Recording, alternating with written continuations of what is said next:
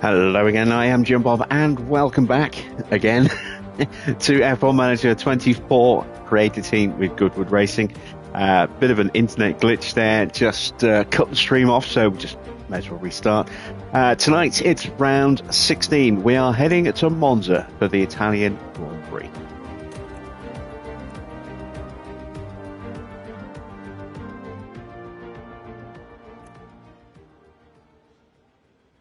So, we already covered the patch notes, but that's now lost to the ether. So we'll go over those again, but we'll do that in practice. First things first, we are going to get ourselves prepped for tonight's race at Monza. The car isn't too bad on paper. Taking a look at the circuit map, there is the breakdown in terms of the corner layout. You can see a fair few high-speed sections dotted in amongst all those flat-out speed sections there. A couple of low-speed chicane entries and a medium-speed exit at the second chicane. Everything else, though, should hopefully suit our car a little bit. We're not too bad in terms of top speed. High-speed cornering is pretty decent. DRS not so much. So we'll see what happens. But I think we might do okay with Porsche tonight. The cars, however, are not equal. We do have a little bit of disparity between the two, thanks to Liam's, shall we say, heroics last night, braking as much as he possibly could on the car. So he is running the original spec chassis, as you can see. He's back on the Mark 1, whereas Porsche is on the Mark 2, the only surviving Mark 2 that we have. So as a result of that, we're going to be a little less optimistic about Lawson's chances. Car is ranked 19th. I think if we can stay, we should hopefully do better than that, but with his reduced speed, I think just playing it safe, making sure we do get money from both drivers is probably a bit more important. And let's head to Monza. Here we go, ladies and gentlemen, with the Italian Grand Prix. Welcome to life in the fast lane. We're here at Monza in Italy, the home of Ferrari. But who will take home the points this weekend?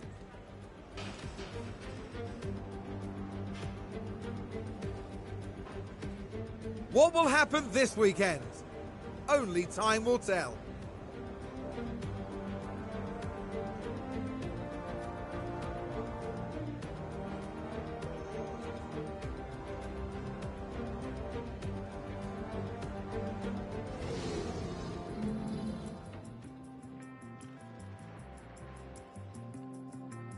Okay, then. We need to get our cars set up. What happened, Adrian? The internet just decided to shut down briefly. So I hardwired the console to hopefully mean that won't be a problem again. My Wi-Fi was playing up a little bit, and yeah, very strange. Right then, let's start by taking the good engine out. We can't go with that one. We've got to go with that one. We'll go with that. ERS units. And I don't realistically think I can get away with using that gearbox much, if at all, anymore. So we'll have to stick with the one that's in the car. A little bit less work for the team to swap it out. Let's go with 18 laps of fuel. We want a really low downforce setup here. Let's go with 7.3. Let's go with 3.5 and 0. And if we go to Liam's car, go with that engine for practice.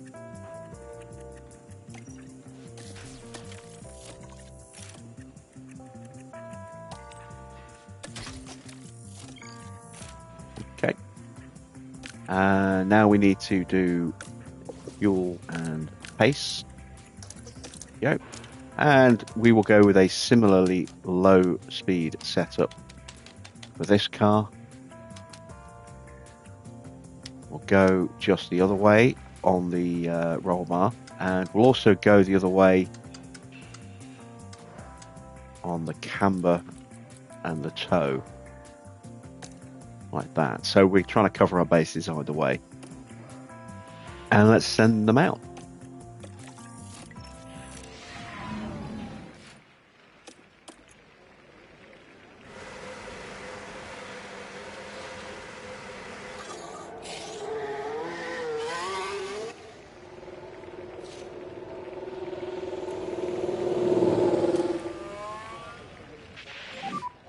Radio check.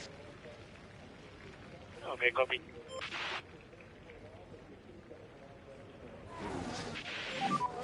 Car fits to the Monza circuit. It's not by design. It's just the way the upgrades have affected the car.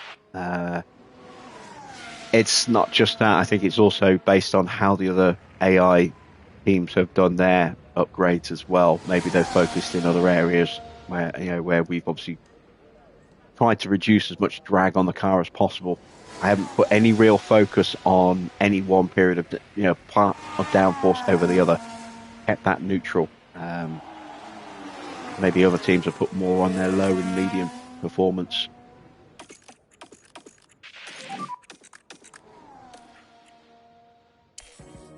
Copy.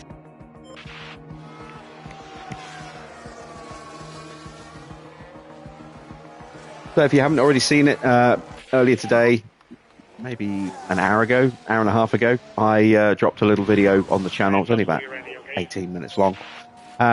Earlier in the week, I posted my Brabham livery on, I think it was early yesterday afternoon. I posted my Brabham livery on Reddit with the badge showing as well. And I got a lot of people asking how did I do the badge and what the colour palettes were. And I also posted on 2 additional Brabham liveries that I'd created as well.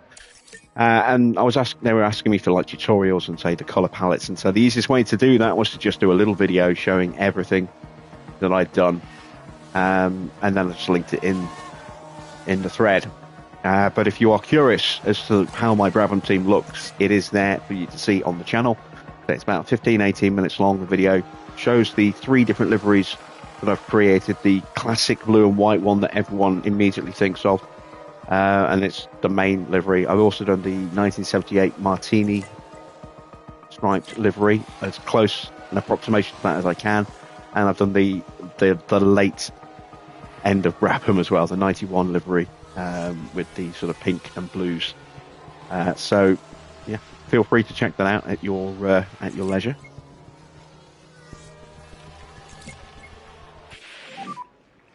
Evening, Mr. Water. Oh, great. Porsche's just damaged the underfloor, and I don't think I have a spare underfloor.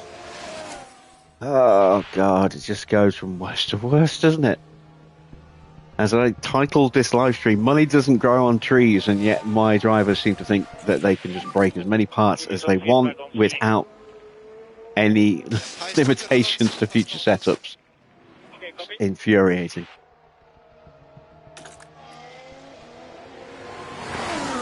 What the hell happened to... Oh, he's broken the underfloor completely now. Oh, well, that's just fantastic.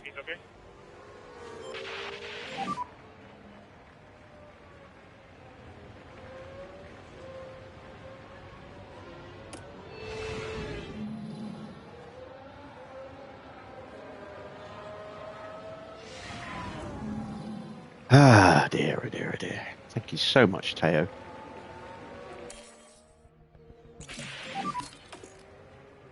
Right, at least we've got a decent starting position with Lawson. But it means Porsche is going to be starting from the back of the grid, potentially.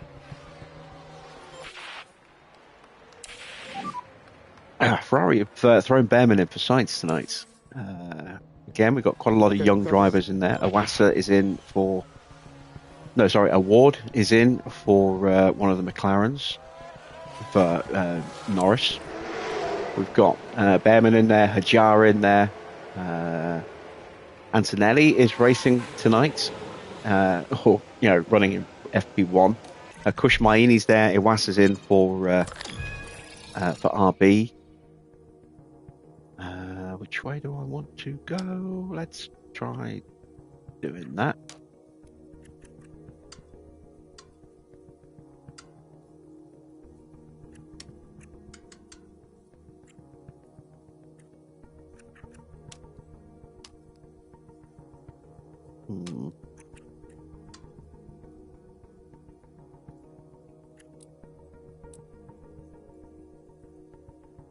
Give that a go. I think 1.9 might be the wrong way to go, but we'll see how that works. Evening, Brooke. Get a bank loan.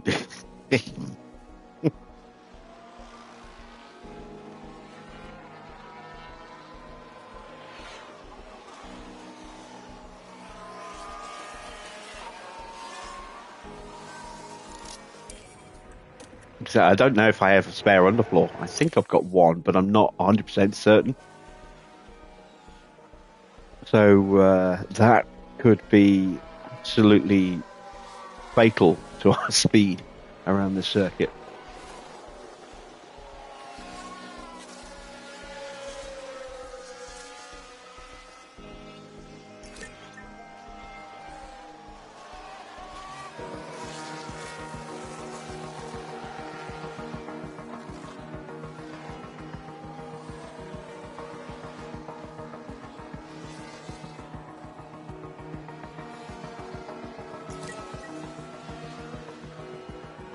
Evening, George. How are you tonight?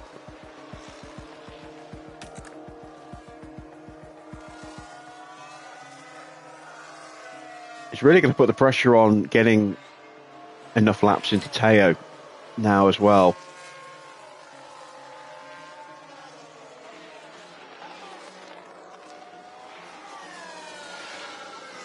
You're going to have to run him really long in the next session. And then running really, really long on a set of softs in FP3 as well.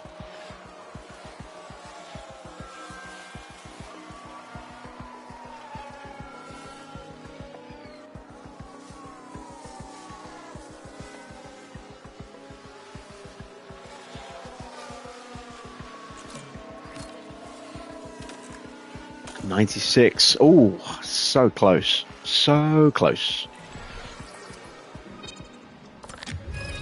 So it looks like that is going to be a little bit of a tweak. Go 8.54%. That's not going to be enough.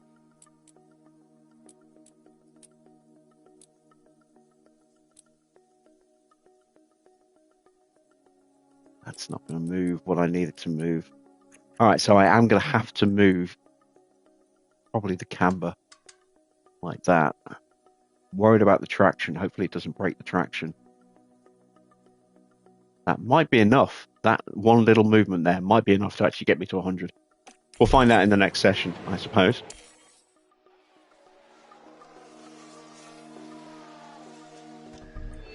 And now let's see if we do have a spare underfloor.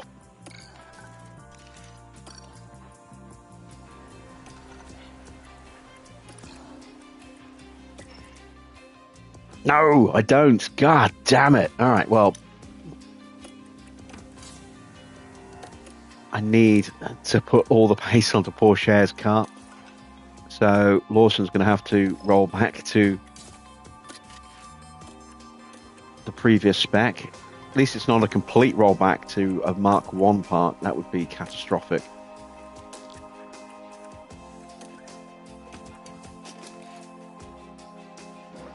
Oh, God damn it.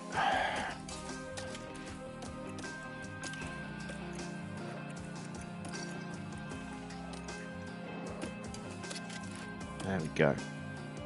So, yeah, huge actually amount of difference between that and an original part, but not so much of a gap back to a Mark 1, to a Mark 2. So it's the downforce more than anything that's going to hurt Lawson now. The lack of the downforce. What's the emergency manufacture? Very fucking expensive. it produces a part out of thin air, but it costs an absolute fortune to do it. So an emergency manufactured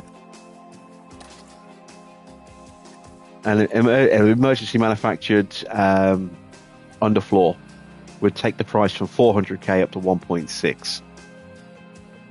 I don't even have 40. I don't even have 100k, let alone 400.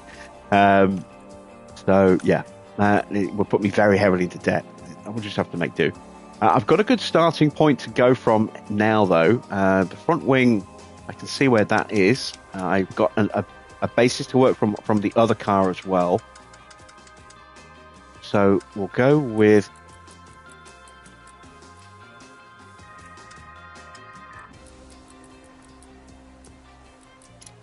that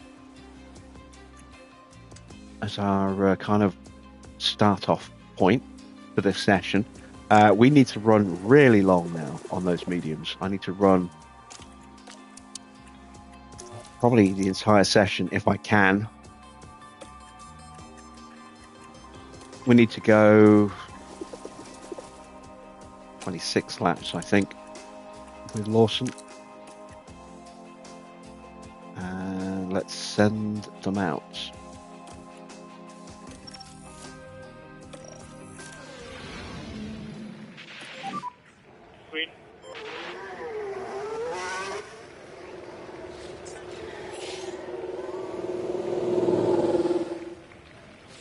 Yeah, when I saw how much they were doing for, how much they'd increased the cost of emergency manufacturing in the previous version of the game, I just stopped emergency manufacturing. Pretty much full stop, unless I absolutely had no choice. So if we get through into qualifying and then the underfloor breaks and we don't have a spare, we can't change to a different spec in those situations. We have to keep the car in the same spec it started qualifying in. So we would have to then emergency manufacture a replacement part. It's never ideal. It should always be an absolute last resort because it just costs so much money.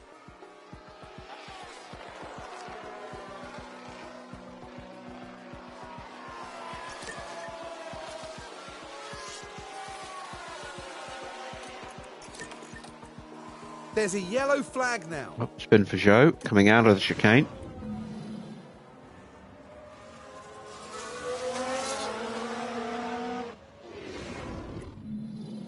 AI can't do pit lane starts.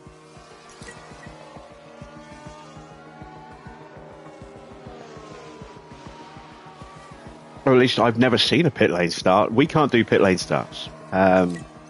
Best thing we can, because I mean the only way you could do that would be, if you needed to change something on the car, setup wise, which would automatically force you into a pit lane start. It's not a feature in this game, so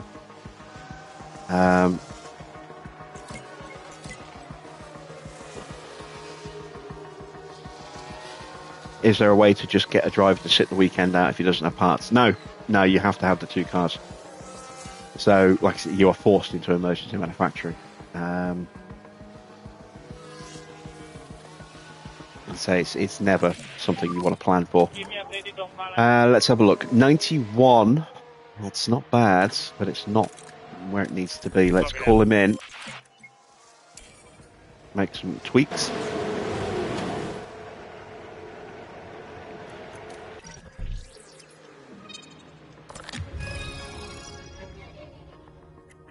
Alright, so we're off a fair bit here.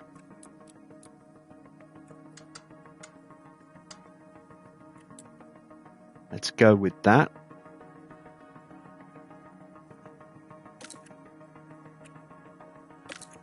We'll drop the run time down to 22 laps.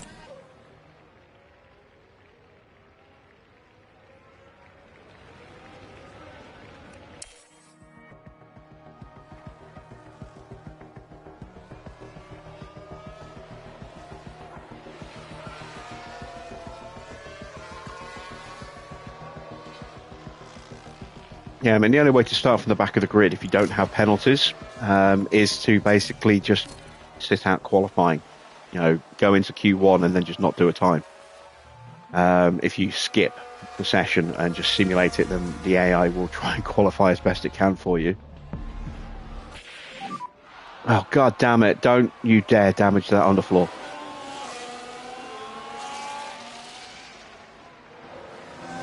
Copy.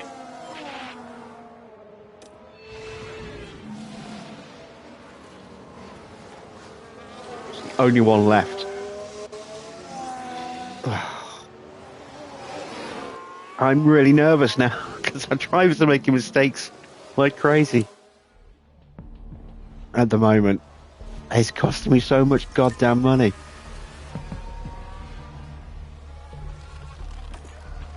At 93, I went backwards with Lawson. That's not good. But at least now I know which way I need to go. Most I should do when I get back to the garage after his run. He can stay out a little bit longer.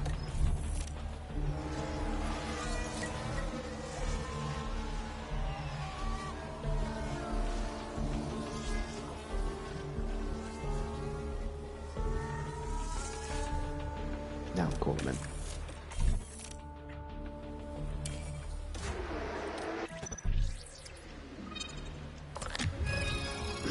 Damn it, we did break the traction. However, we went backwards the other way. So if we correct and go that way instead, let's pull that down to a 0.5.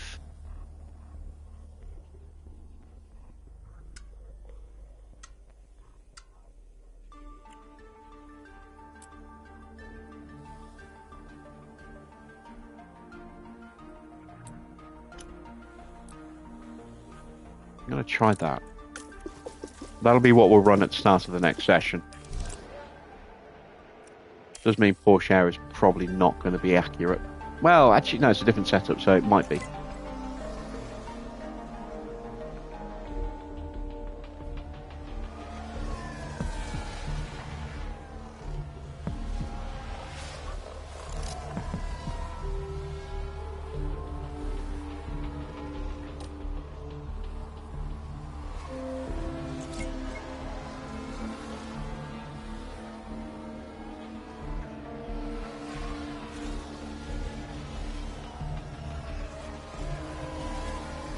I think what I'm going to do, qualifying-wise, is I'm not going to qualify Lawson.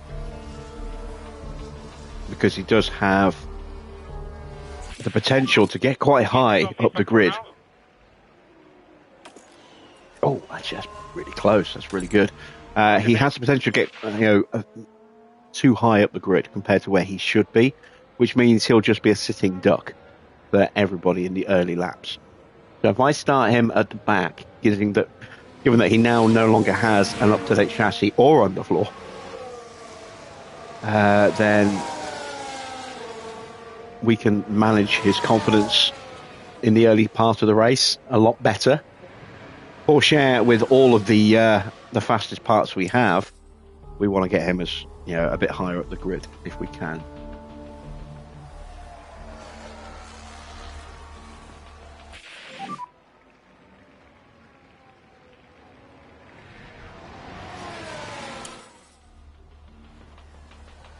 Copy. Those tyres now down to 28% thanks to that spin.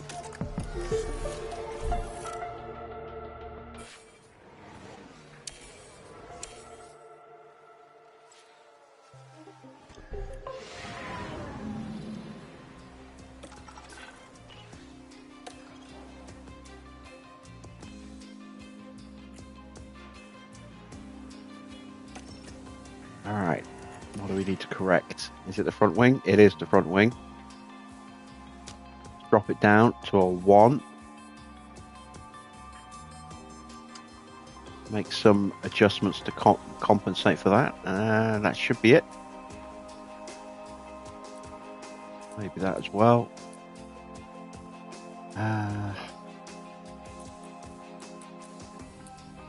I'll leave it there.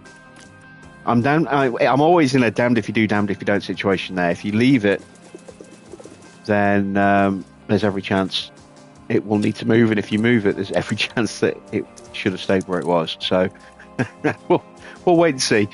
We'll wait and see what happens.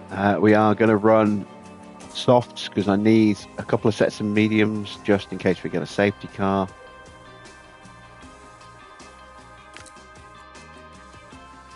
Also, we don't know what the tyre wear is going to be like at this circuit. And traditionally, it's been like a soft to medium in the past, but they've definitely changed tyre and the way they deg this time round. So maybe it'll be a medium to hard, or a soft to hard, and an absolute push, and maybe soft to medium just won't be viable, or at least not for us anyway, given our drivers' smoothness ratings.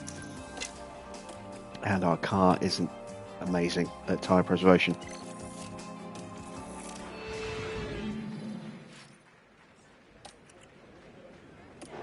If your project balance is on minus, how does it affect you the next season? What do you mean by project balance?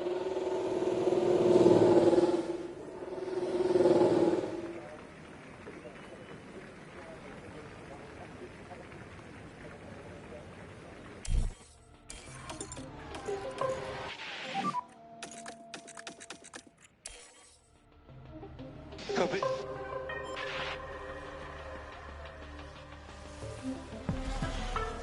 I guess you meant financial, but what specifically do you mean by your project balance? When you say project, you mean projected, as in what it thinks you're going to spend?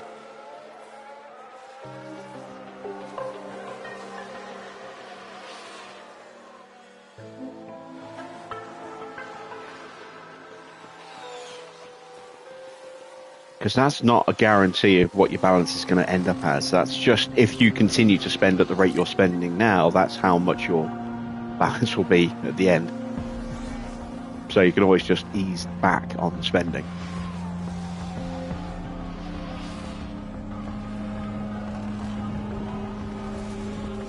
Evening refill.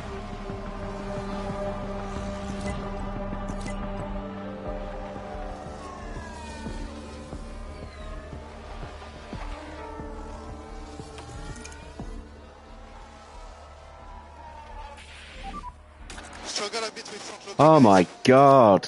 Look, what is he doing? Yeah, I did a small mistake there. So here we go, heading into turn one. Can't stop And the making car fails to mistakes. respond. And hopefully there's not too much damage to the tyres.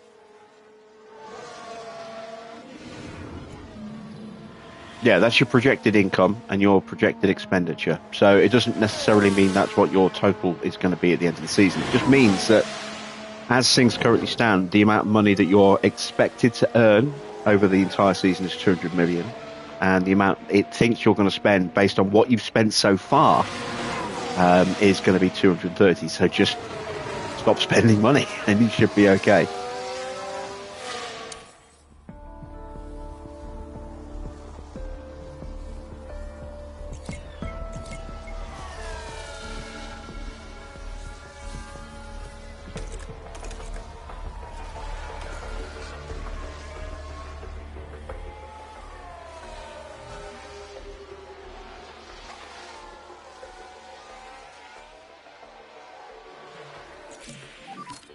Ah, see, I knew it.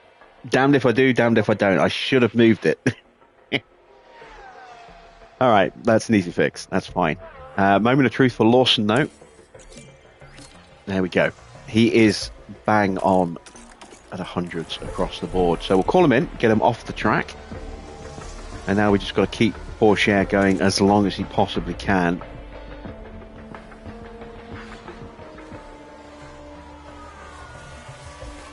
Has my internet gone again? I don't think so.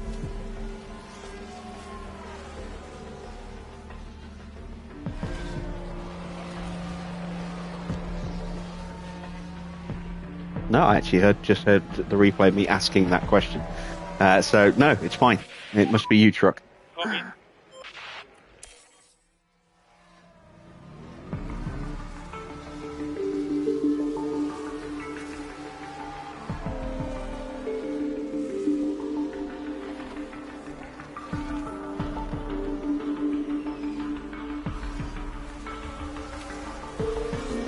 Just got to do an extra couple of laps.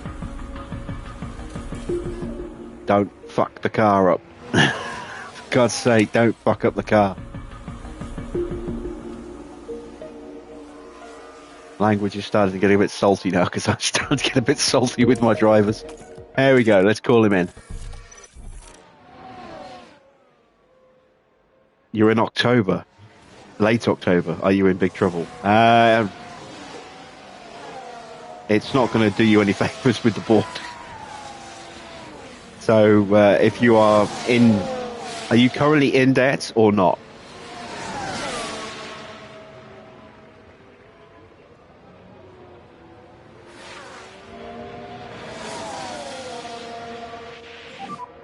I'm happy to box.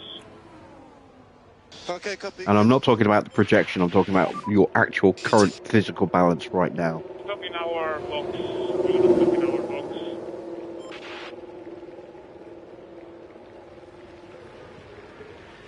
Evening, Clark. Right, there we go. We just need to make that little tweak.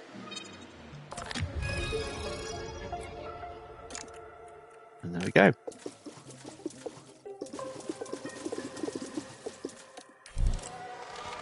Then hopefully you'll be okay. But you got 10 million, yeah. Just don't spend any more money, and hopefully you'll have enough to cover wages, and try and earn as much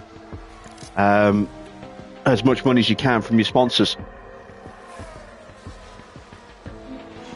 Maybe be a little bit more risky with your projected finish positions.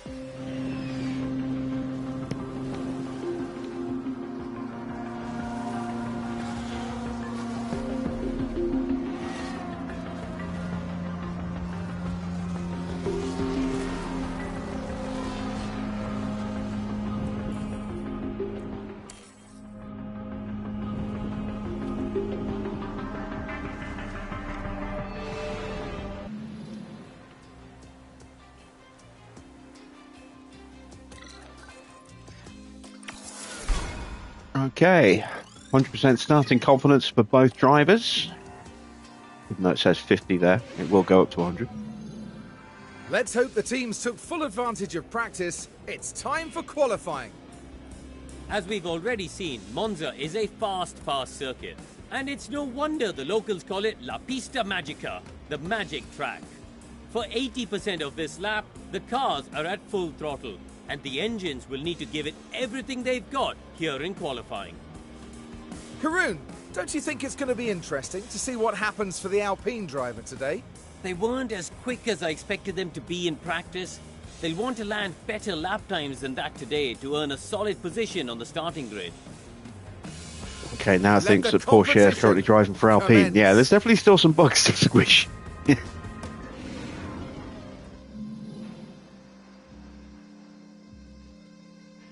You qualified on pole at the Spanish Grand Prix. Yeah, no, you are definitely not winning that one. You are going to get absolutely battered because you're going to start so high up. Everyone's going to overtake you really quickly in the opening laps. Your confidence is going to plummet to almost nothing, which is going to ruin your pace. So, yeah, sorry, Clark, you've got a horrible race coming up for you.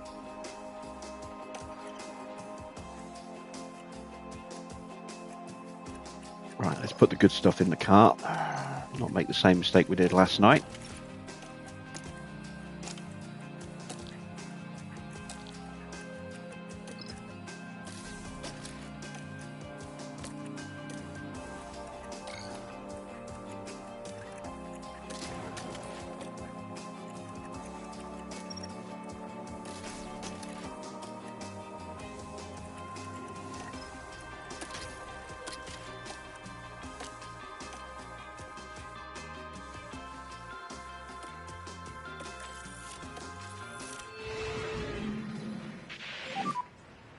Green.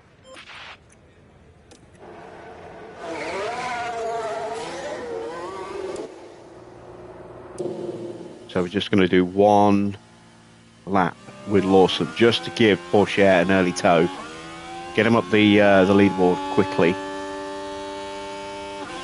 to make sure he can get through, and then that'll be it for Lawson.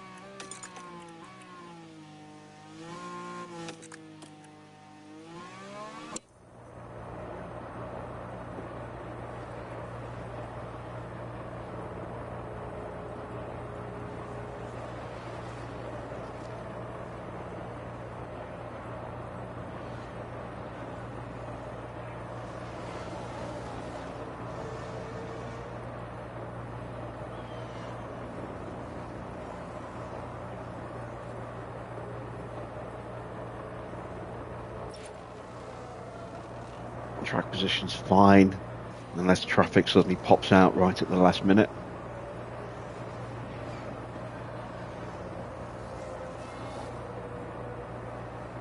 Your engineer said Latifi's 2.2 seconds behind. Who's your engineer? If it's one of the lower Formula engineers, no, that would be.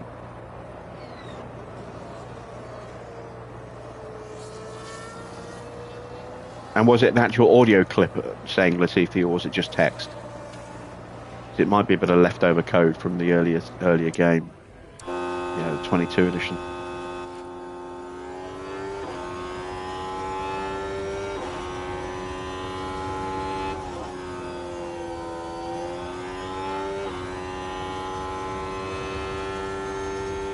All right, I've got Hamilton popping out in front. Clear ahead. Have a good one.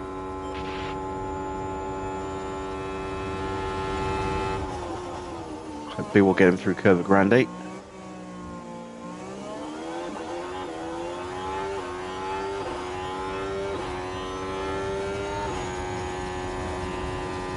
Yep, no hold up there. That's good.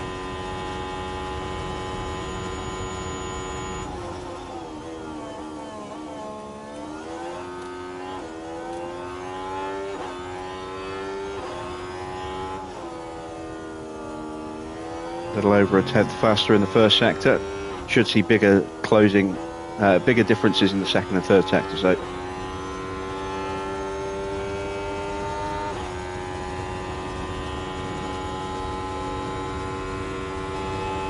.27.2, 27.4. Wow. Maybe the dirty air was the problem.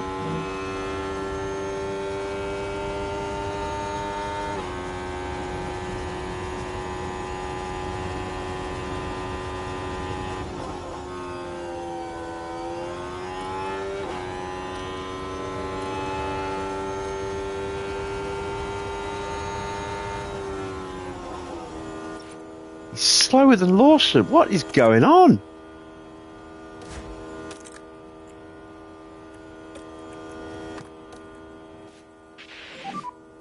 Oh dear. You got Tom Stallard. Tom wasn't introduced until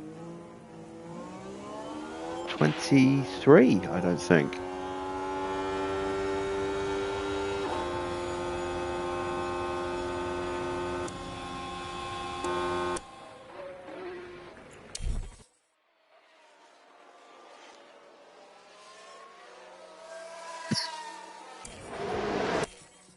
Yeah, that is a weird one. And here we've got a yellow flag. Maybe Tom was Latifi's engineer in Formula 2. A spun. That is a big spin there for Kevin.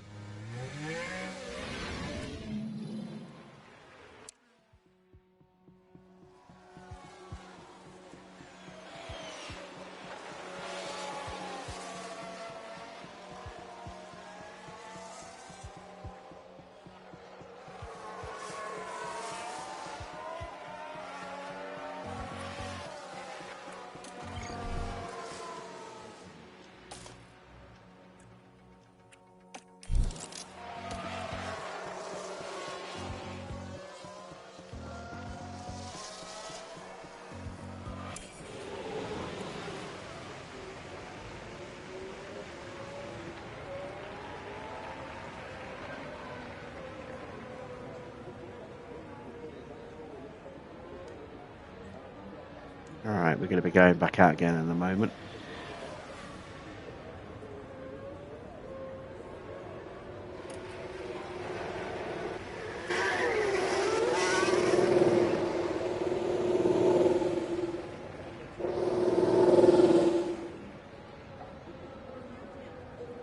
I'm trying to remember back in 22 whether Latifi was with Gaten Diego or James Unwin. It might be that they've just got the audio file, the wrong audio file, and it was actually James Unwin's audio.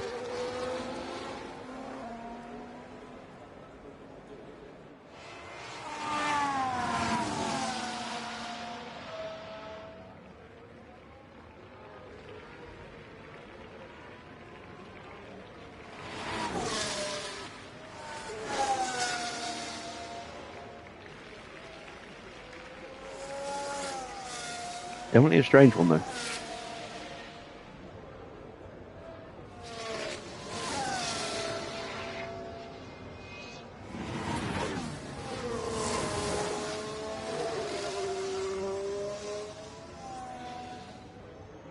What a great amount of confidence.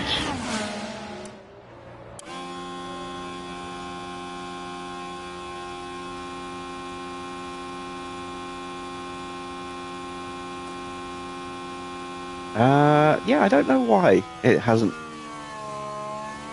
started the clock. Oh, no, I know why. I know why. It's because we're at the end of the pit lane. So we'll have crossed the line Temperature's looking good for me. on our way into the garage. Let's get going. And it hasn't registered it as, you know, ending the timing. So that's from us crossing the line to pull into our pit box and then coming back out again. That's why it's such a long time.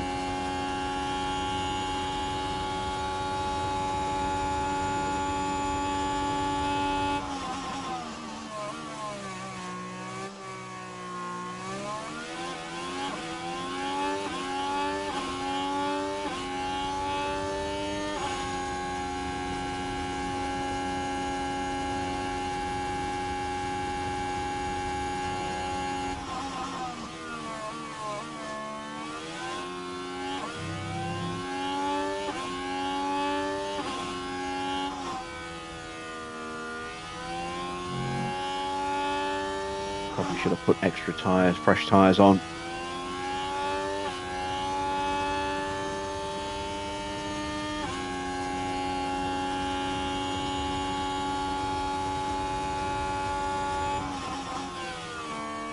Found the tent in the middle sector, but I don't know how much we've lost in the first sector. Too much, probably.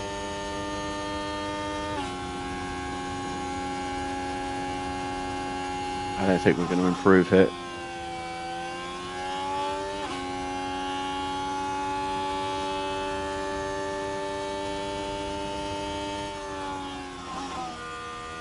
Nope, we didn't.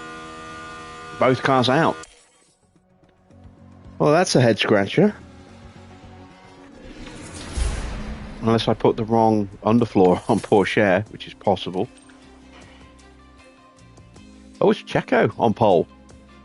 Ahead of the two McLarens of Piastri and Norris, then Max in fourth. Leclerc in fifth, but with a penalty. Then Hamilton, Sainz, Ricciardo, Russell, and Stroll. Let's see. It's not going to show me the condition of the car. I'm sure what Leclerc's penalties for there. There might be parts. I don't think, did he hit anybody in the last race? I don't think he did. Must be a replacement part.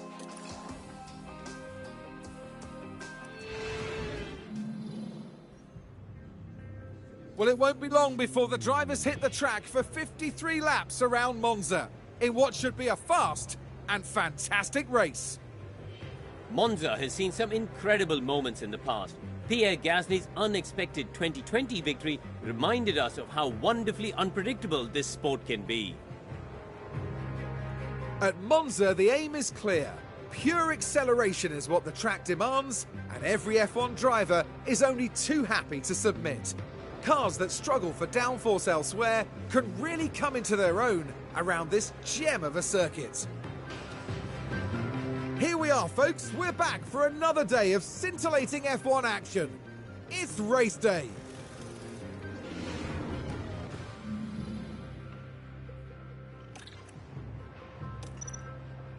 Oh, wow, yeah. The soft to hard is really not an option. Okay, let's have a look at soft, medium, soft then.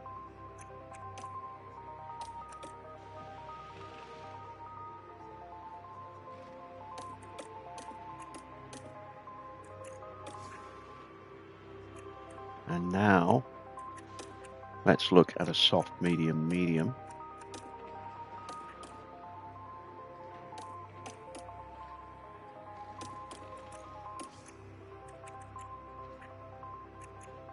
That's the same. Medium, medium, hard with a push on the hards at the end is quicker.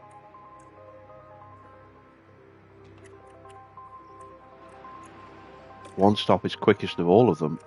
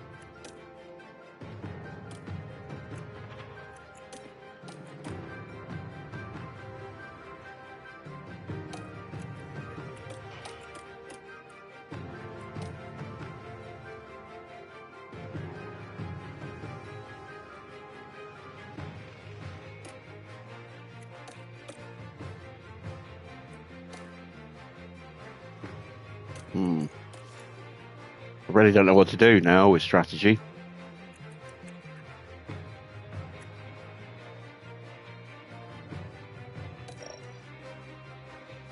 I guess if I go with that,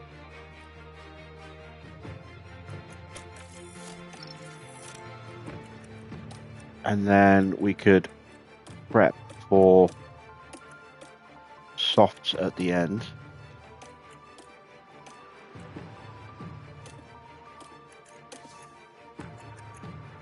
It's still slower. Again, we're going to kind of get forced into an early stop, I think. Otherwise, we're just going to lose a lot of time and a lot of confidence. Really don't know how to play this. What about instead of doing that? What if I were to go?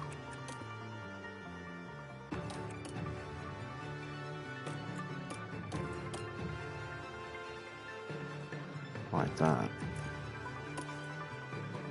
That's essentially the same as going soft, medium, hard by the look of it. Yeah, pretty much.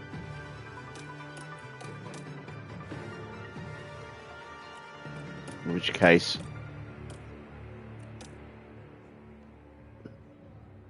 I don't know what to do. Really don't know what to do on strategy here.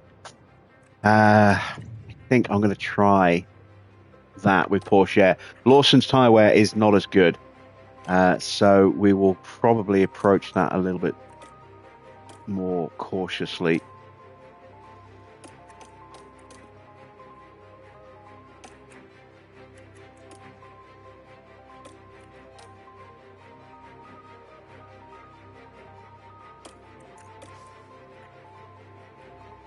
Let's go with that.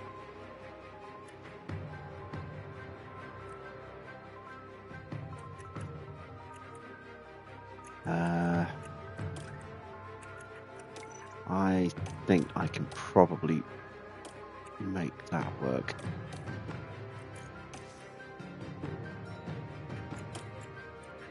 Alright.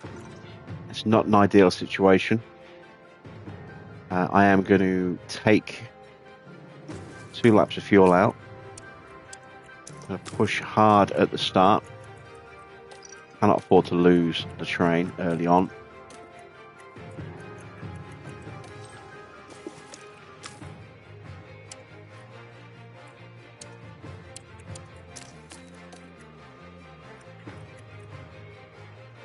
And it is 1.8 kilos for a lap of fuel.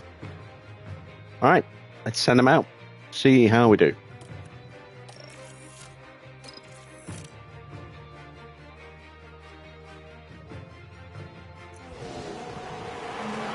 Well, it's great to have you with us, folks, as we settle in for the weekend's Grand Prix action. And here's George Russell, focusing on the race ahead of him. There's plenty to work with starting 8th. With the right calls, they could even make up a place or two. Right, let's get to it then. Here we go. It's the Italian Grand Prix. And it's lights out, and away we go. And off we go. Evening cloud.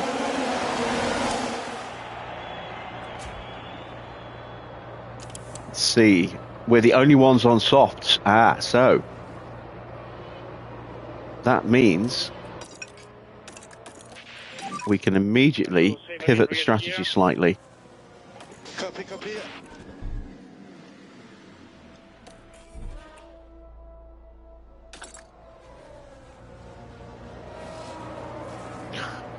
Lawson with a lot of excellent exit speed there, but then got cut off by Ocon.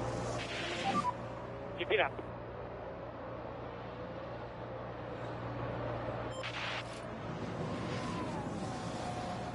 Now Gasly's fighting us. But we'll get that moved on.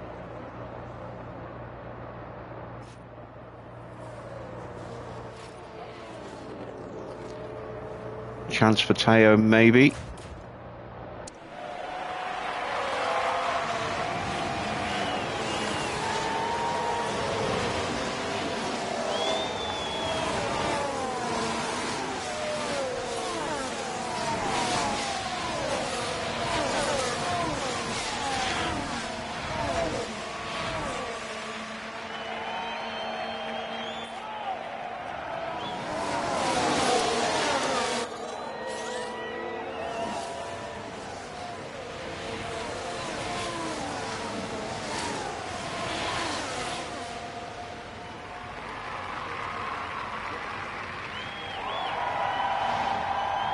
Can have a look at the inside. Can we complete the move? We kind of get squeezed a little bit on exit.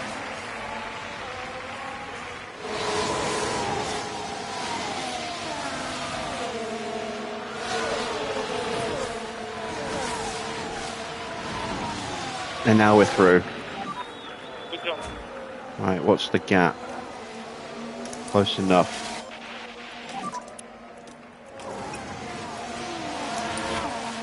Okay.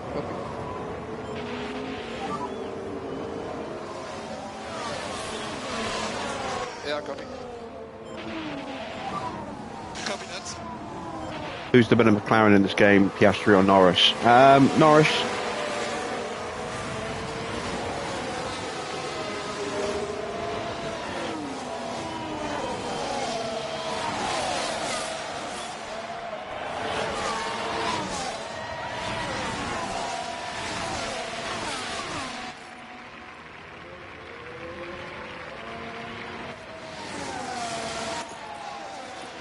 So you can see our opening confidence levels.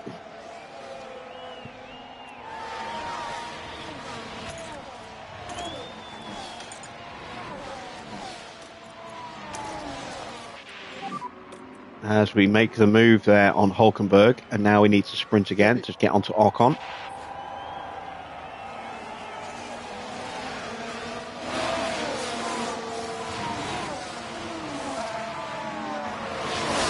Damn it, Hulkenberg is going with him. Hulkenberg's fighting back. It's now left Porsche out to dry.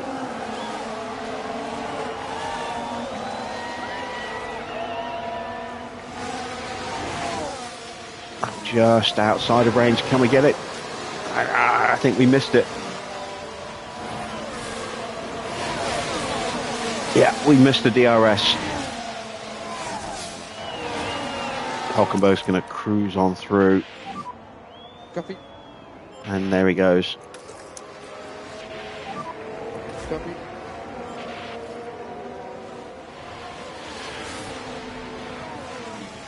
And that little exchange has dropped us back down to starting level.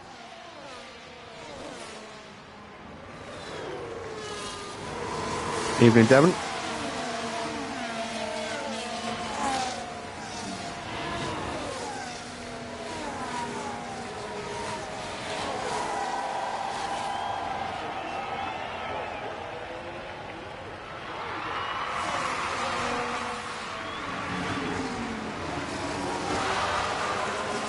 Oh, is that contact with us?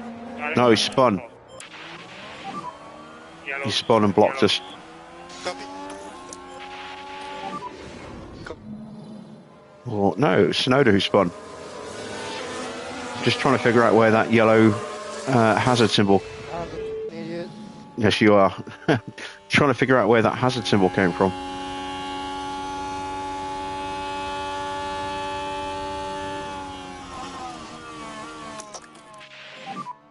Copy. Porsche moves on through. And I get in the DRS range. Who's leading the championship? Oh, Max by a country mile. Max has won 13 of the opening 15 races and all 3 of the sprints so far. Copy, copy. Copy.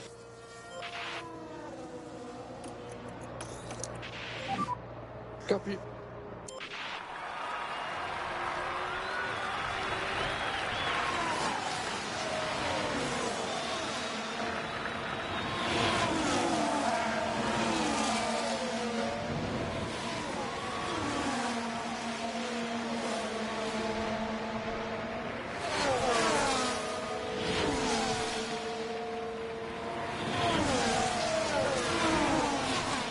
Try to push and avoid high-risk curbs. No, I absolutely refuse to do that dirty little cheese. I hate people using that.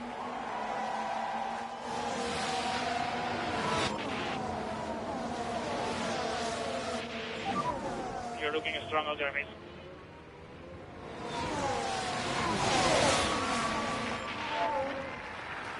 It's nothing new. It's carried over from the previous game. No, I didn't do it once there, and I'm not doing it here either. Completely defeats the point of racing if you just try and exploit any little bit of, poor coding. Great job, mate. Currently 3.7 gas.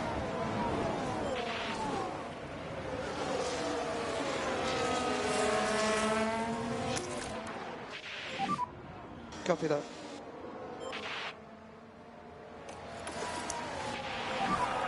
Yeah, copy that. Eyes forward.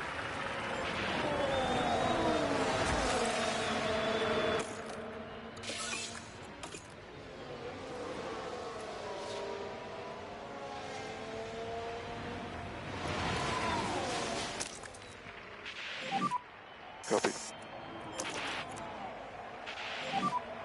Copy.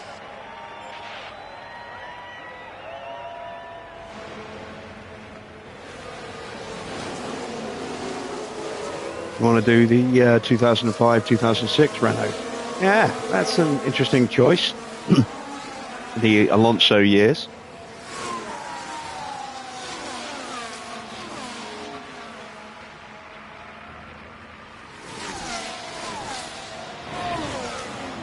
I'd say that blue and yellow livery was a nice one.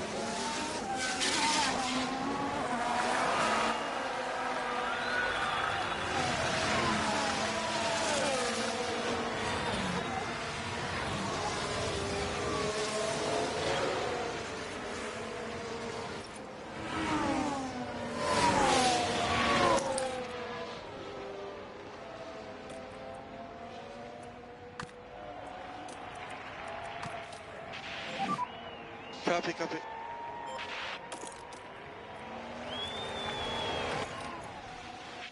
Right, Sargent has punched his way through.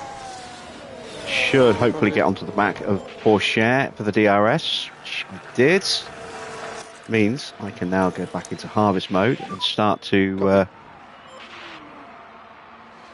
top up that battery again.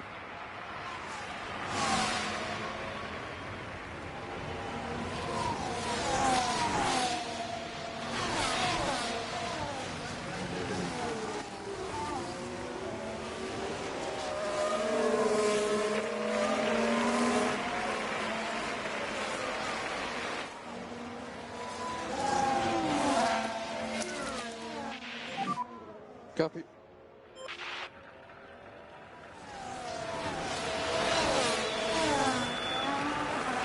That sergeant's pushing is going to get onto me. We've closed the gap to Valtteri quite significantly on that lap there. 1.4 seconds. There's the benefit of the softs.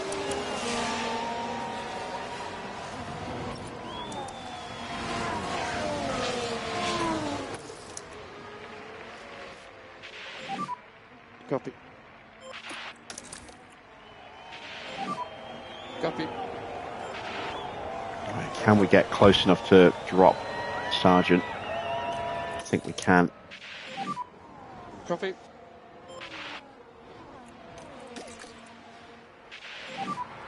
Copy. Now we need to hope that he won't catch us back up.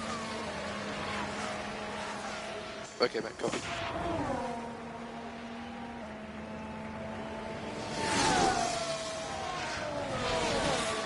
Once I've got yellow flag, it's Tsunoda again. Same corner. Just spinning again, and now we're right onto Yuki.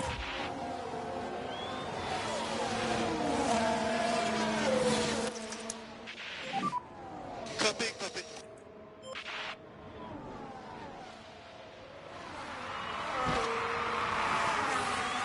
This will let me get a little bit of battery into Porsche. Potentially. Oh, no. We punched through before the DRS zone. Copy. So we have to sprint instead. And now Sergeant's back on Lawson. Don't have much in the way of battery here.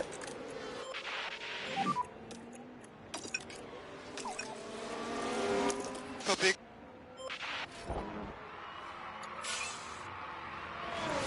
In fact, that is all of my battery. Copy. Copy.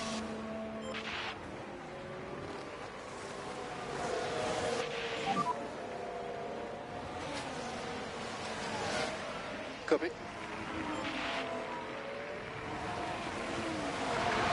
So I'm expecting Yuki to go through here. Copy. So once again, the plan will be to try and just do a little bit of saving, but oh no, we've held him off. That wasn't what was planned. Copy that. 9-4, permit.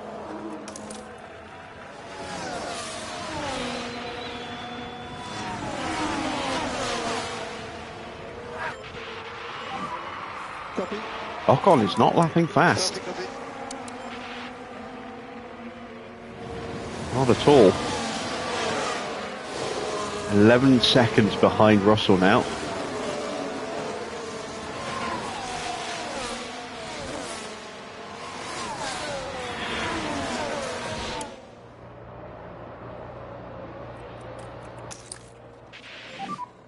Copy.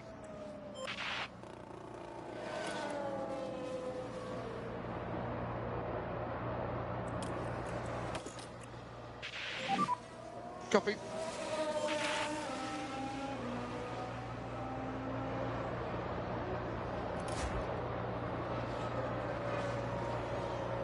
What's Tsunoda's tyres looking like after those spins?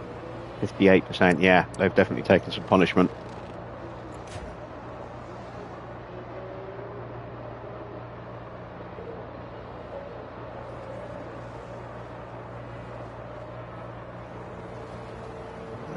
Is he going to spin again?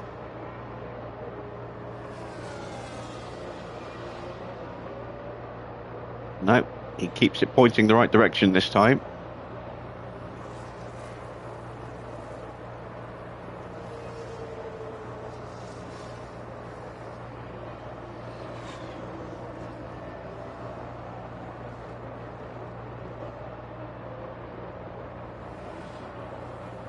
I'm not doing this mainly to fuel save. I'm mainly doing this to try and keep the engine temperature down while I'm running in the dirty air. But it is one of the reasons I underfueled by 2 laps as opposed to just the 1.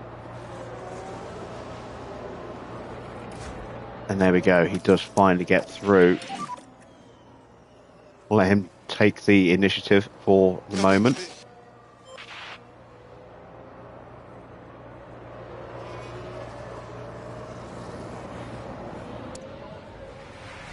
God, it might drop me here. Not be ideal. We have closed them back up again a little bit, just enough.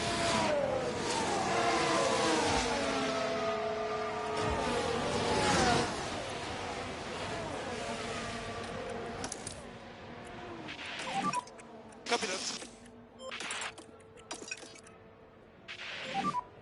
Try to pick up a bit more pace.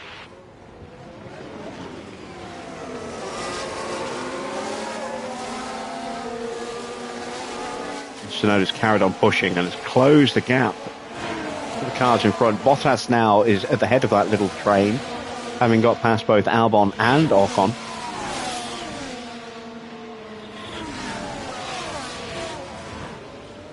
And all of a sudden we've been dropped. Means I have to push again.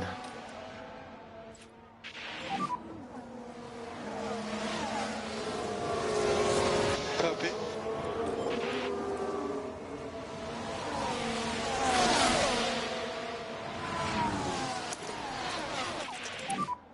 Copy.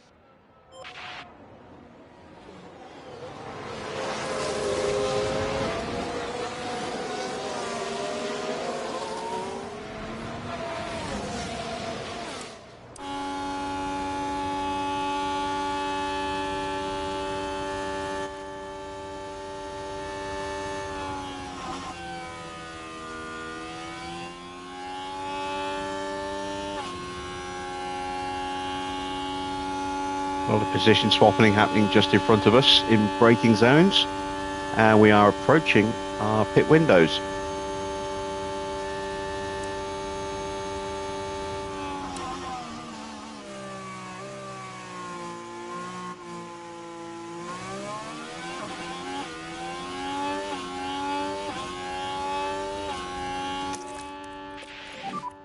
Copy.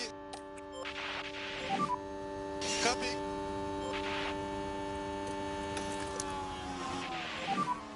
Copy that.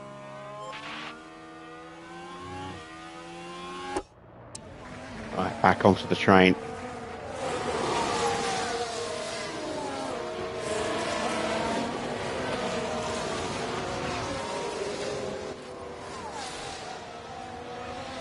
Piastri's got a fault. But there! Oh dear, that's... No word as to what the fault is. We'll wait till Piastri crosses the line and then we'll go into data viewer. Copy.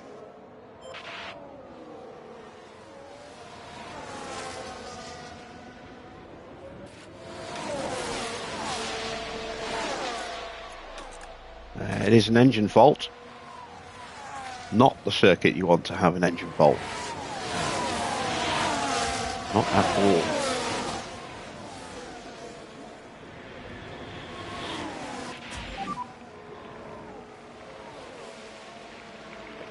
Copy.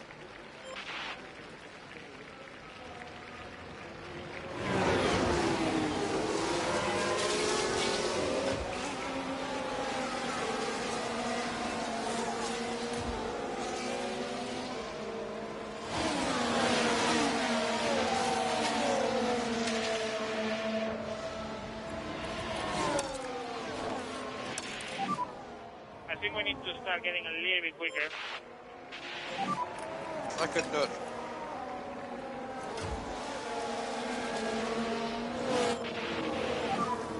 Copy.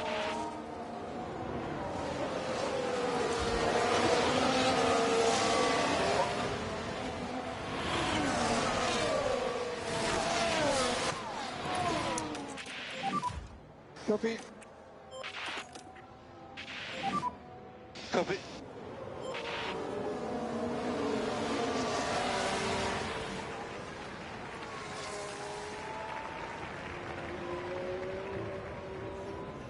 Can we stay in the DRS range? Yes, we can. Lawson can just about manage it as well, I think. That's a little bit tighter.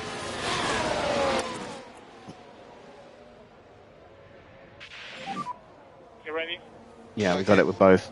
There we go.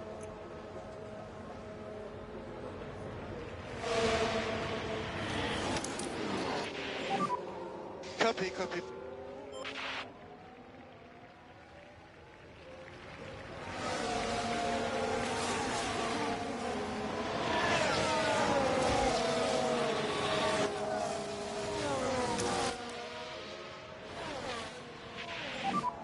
Copy.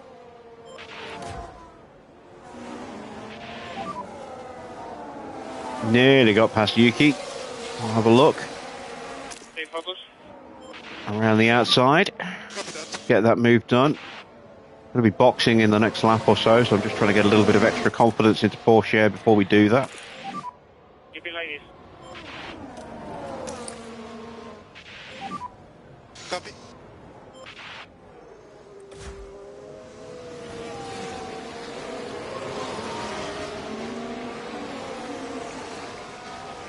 There we go. We're up ahead of Valtteri. You're doing well, mate.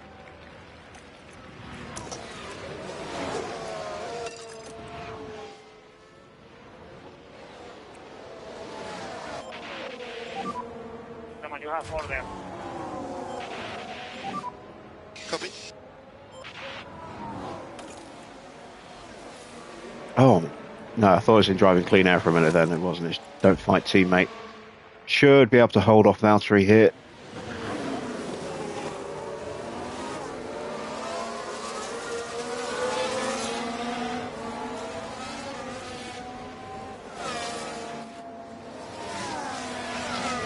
There we go. We've got the line through Curva Grande. We've had to use all of my battery to do it though, which isn't ideal. Copy, Lawson copy. has dipped behind Joe. Copy. I'm going to box him on the next lap. I'm going to box Porsche this lap. Going to switch the strategy up. Going to go mediums on this set of tyres.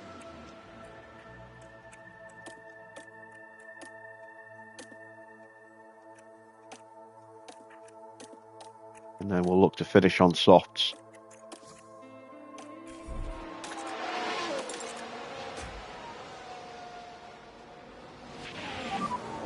And box. Copy, box.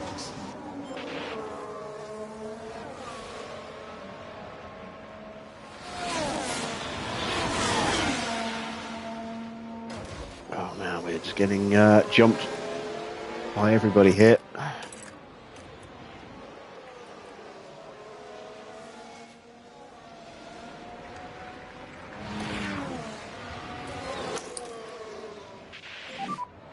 Copy.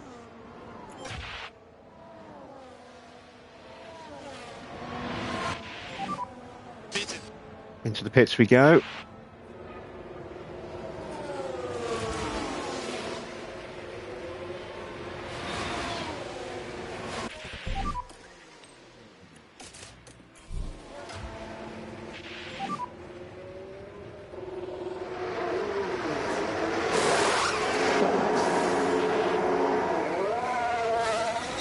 .8, not a great stop, but it'll do.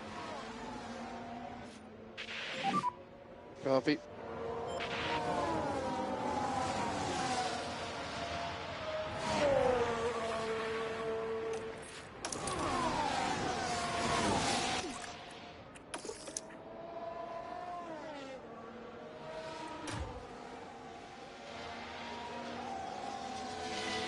Okay, let's see what we can do on some fresh tyres with Porsche.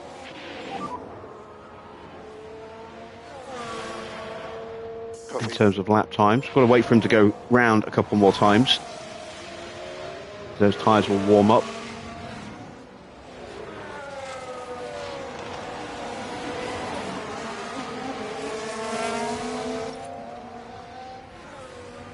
Russell has damage. It's got to be underfloor damage.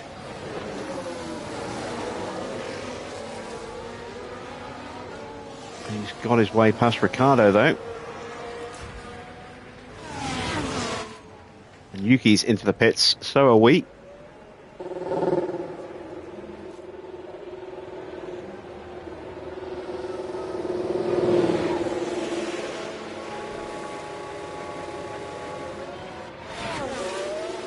Yuki does get held ever so slightly for us as we come through.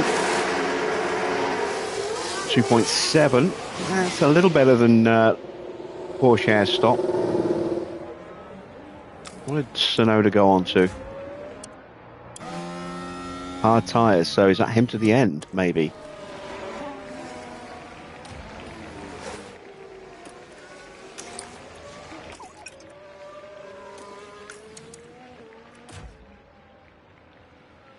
All right, let's take a look at the front. We've got a battle between the two Red Bulls here.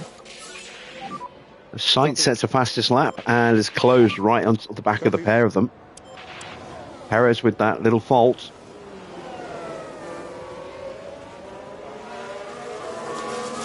I didn't even realise he had picked up a fault. ERS deployment or harvesting.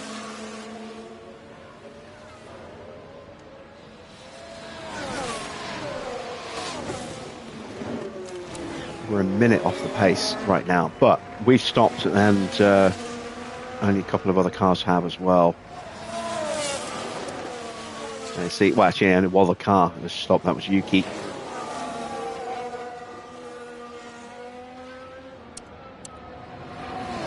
Alright, we're coming up to the line with Teo. Tyres still not up to temperature yet, or fully up to temperature. We've got a 128, and that's quicker than a vast majority of the cars directly in front. Okay, copy. Oh, we've got a yellow flag. That's at the second chicane. Was it Albon? Yellows. It was Albon. Right, let's have a look as we go into turn 4. Whoa, and around they spin. Oh, dearie me, you And that don't want blocks to be everybody doing up that. for a moment. And that's excellent news for us, because that's the group of cars that we are in competition with. So if they are losing time,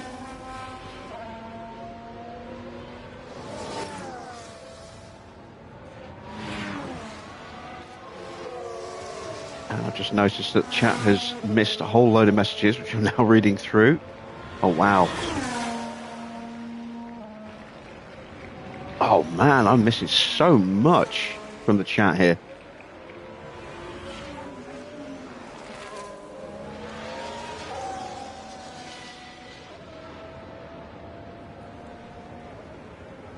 Albon is in.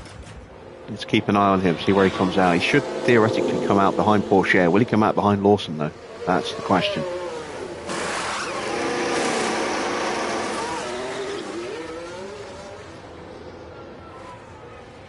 Evening, Paul. How is it a cheat? You can basically push the tyres and they don't overheat. So you can get... The tyres will still wear out fast, but not as fast as they would do normally. So you can basically push harder for longer. It's not supposed to do that. It was an exploit that was discovered in 23, and it has carried across to this game as well, unfortunately. It's frustrating because everybody does it when they play on, and stick their videos up, and it just, I don't see the point. Like I said, it artificially increases your pace way above what it should actually be.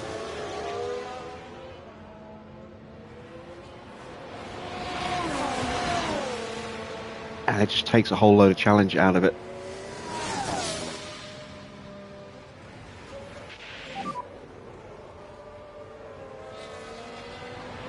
Copy. Got people talking about doing Cadillac, Porsche and Lamborghini saves.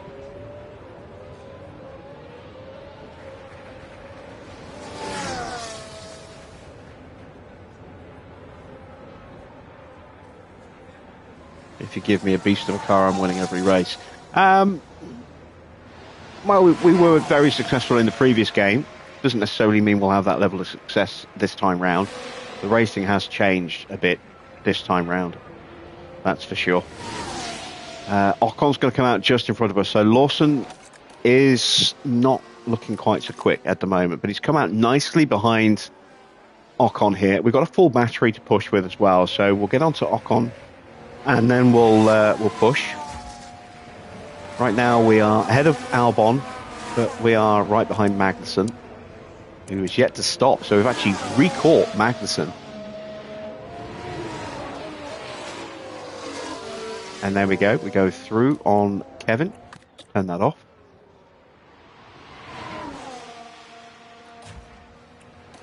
And we'll actually push now to finish that off. Now we're going to push with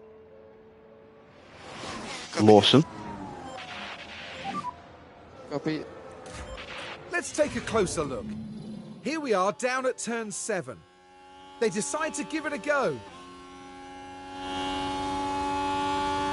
And there we go, And on the up run they into go Ascari. to 17th.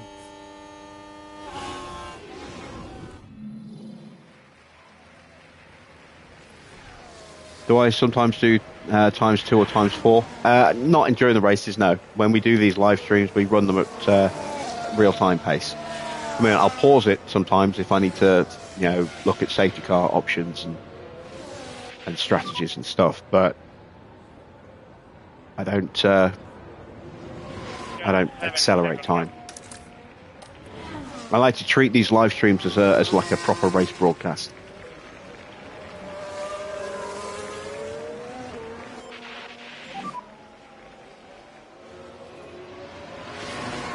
Copy.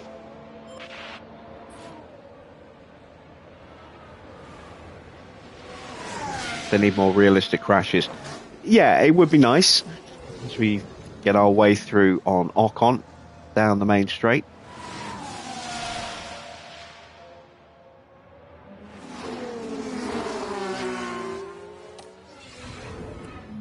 Can we break away? Hopefully. We've left Magnussen for dead. We're doing 126s right now. The AI is definitely looking to stretch for a 1-stop by the look of it. So we've still got our work cut out for us because we've got another stop to make on top.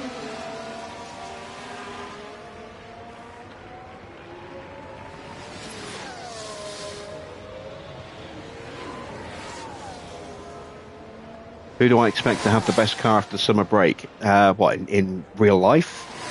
I don't know. I mean, it's... Alonso's picked up a fault as he dives into the pits. Well, he gets it coming out of the pits. Check the throttle.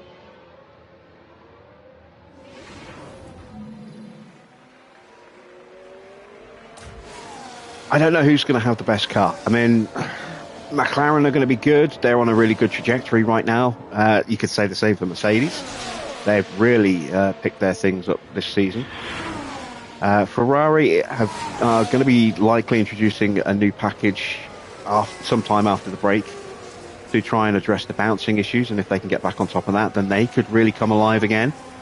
Red Bull's car seems a little bit diva-ish at the moment, but there'll be some tracks where I'm sure it'll work really, really well. So yeah, it's a bit too close to call at the moment. Will it rain? No, there's no rain forecast in this Grand Prix. It's dry all the way through.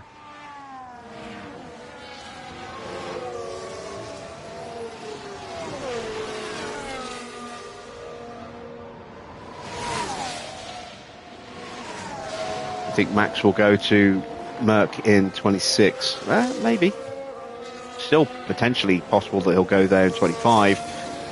The latest rumours are that he's talking to Copy. Aston Martin, which means maybe Daddy Stroll has finally said enough is enough for Lance. And as far as and we if you can can't tell, prove they've you got a can fault with deserve the to car. stay in it, I'm not going to fund you anymore. That'd be nice.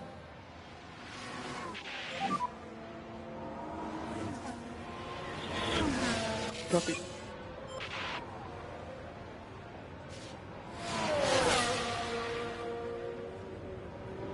Why is Lawson's pace not better than that? His confidence is still pretty good. Porsche's is better, and he's obviously got the better... Well, maybe it's just down to the car.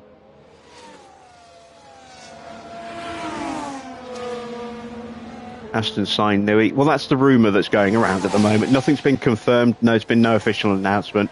Rumours are speculating that maybe there'll be an announcement in the next couple of weeks. But we'll see.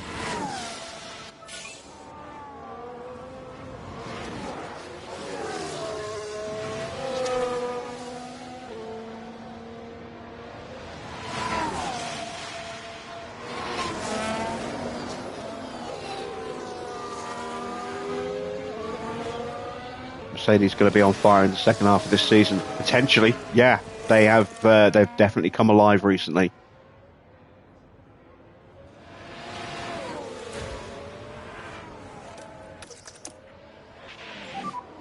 Copy.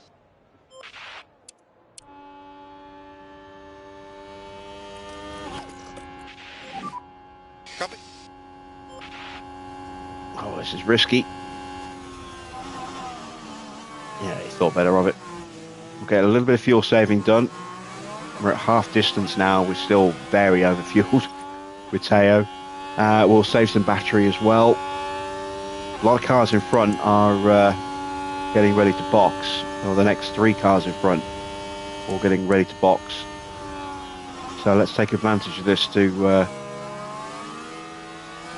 run savings. In the rears. While we have DRS.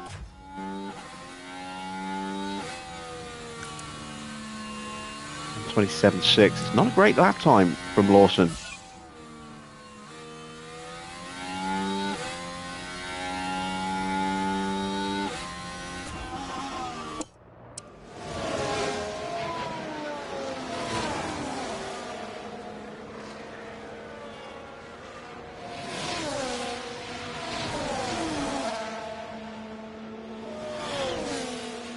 Why do you still think Norris can win this Drivers' Championship if he stays consistent?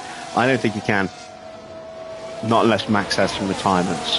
I think the gap is too big to just chip away here and chip away there.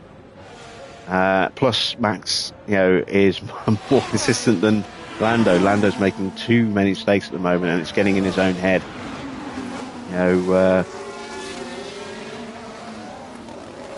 I can see him struggling to close the gap down to Max enough to actually put up a proper fight. But I do think McLaren could beat Red Bull for the constructors this year.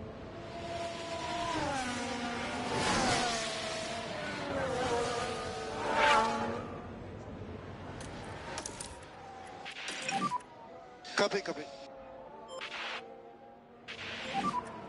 Good job, mate. Alright, we're back onto Hulkenberg, who will be stopping probably the end of this lap, maybe one more.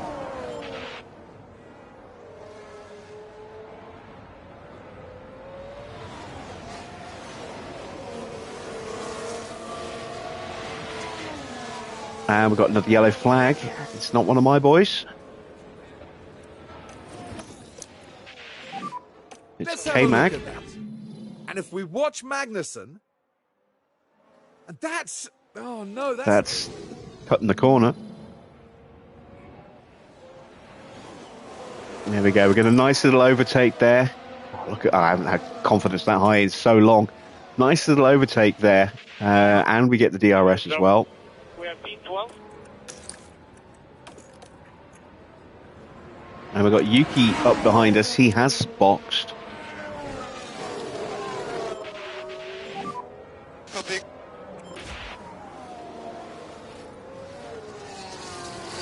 Max has got an issue now. Oh my God, everyone's picking up issues. And what's that? A pit stop A issue. problem for Hulkenberg in the pits.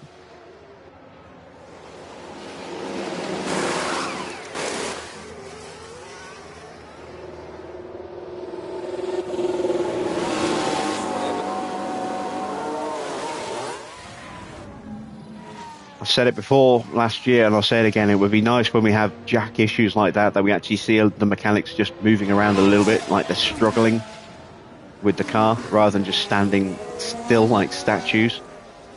Does look a little silly. Right, Max has crossed the line. Let's take a look at what his fault is. Gearbox. Not good.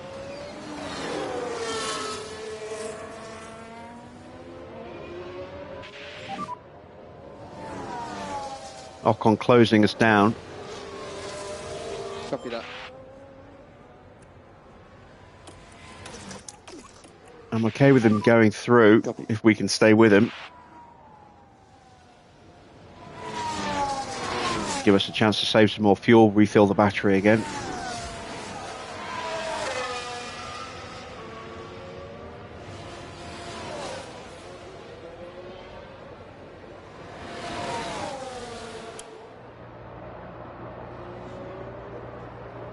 This could get messy.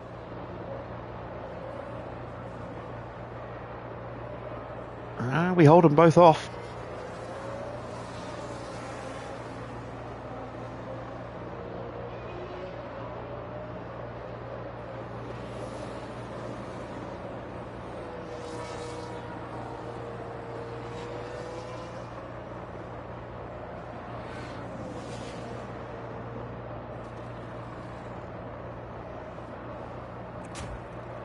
Oh wow, yeah, Ocon's gone. Never mind. We'll get the fuel down to 2 laps, or 2 kilos. Let's see now, let's just go into that, and we'll go back into top up. Let's turn off the battle assist, because we're not fighting anybody at the moment. Copy.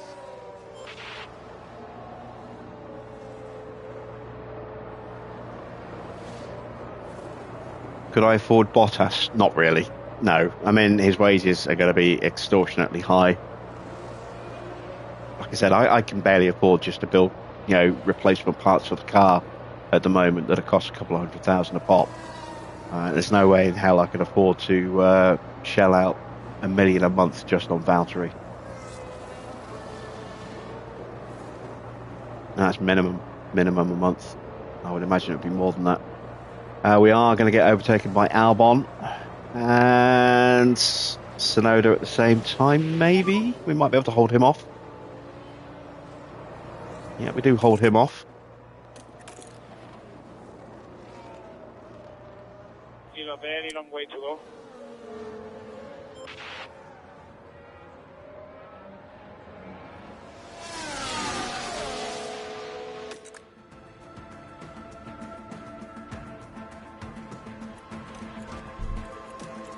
Gonna try.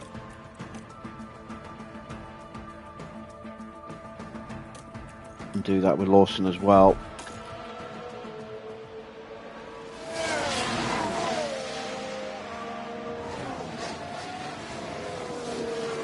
And I get like a big bonus at the end of the season. We'll get prize money, but that doesn't. You don't get that in one lump sum. That gets equally distributed throughout the following season. We will get a little bit of money from the DHL competition. So the better we do in that, the more money we'll get from that. But it's not earth-shattering amounts of cash, considering where we are in that competition. And any money we do get is going to be invested into the team in terms of facilities, etc., rather than a big shiny contract for a driver who will grumble, moan, and complain and cost me an arm and a leg in the process. Come on.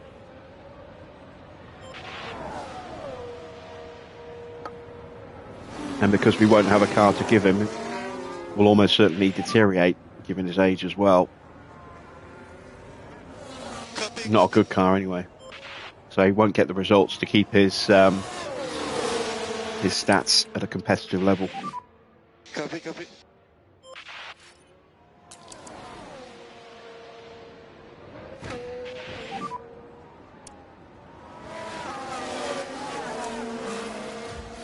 That's fine, mate.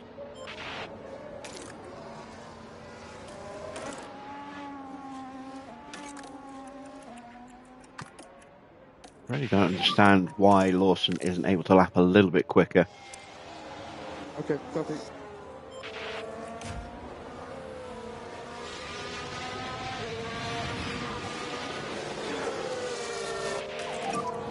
In 2 seconds now. Don't worry.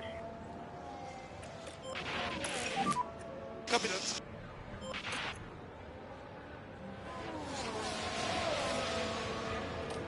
All right, let's see if we can break away.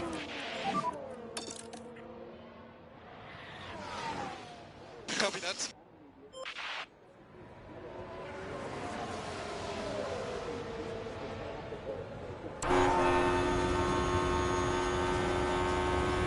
We go to the inside, into the chicane. Albon holds us off. Go to the inside through Curva Grande. And we're going to keep pushing. Let's push. Copy. Even the Packins.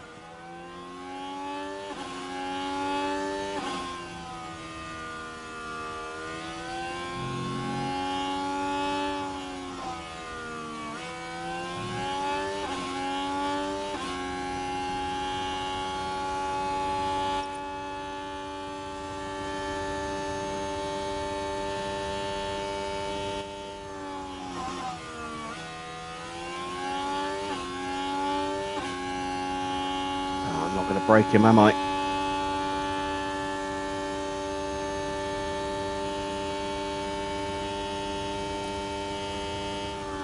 Nope.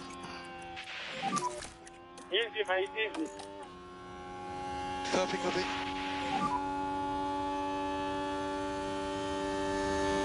Copy.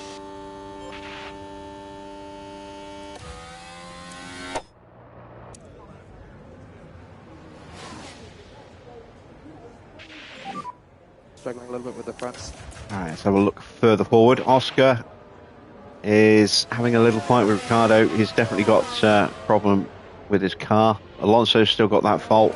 Russell's car is starting to look a little rough. His engine's in real trouble now. That's why he's dropped so far off the back of Piastri. We're only 3 seconds behind him now. But again, we have to stop again. Russell's going to the end, I think, given where his tyres are right now.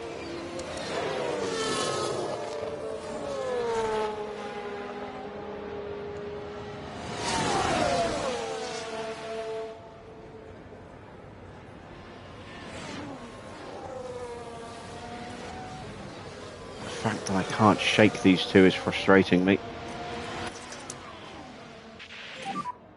Copy. Yeah, no worries, mate.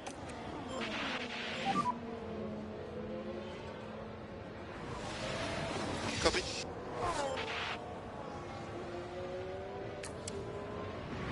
Ocon's pace has slowed down again. Lapping about the same as him.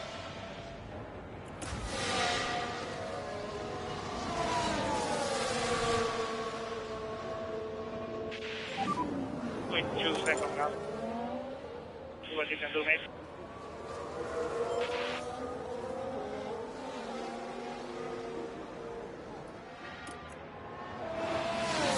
Pit window opens next lap, but I'm going to try and just stay out a little bit longer if I can, maybe. Just to give me a little bit more wiggle room on those softs. Try to do best you can.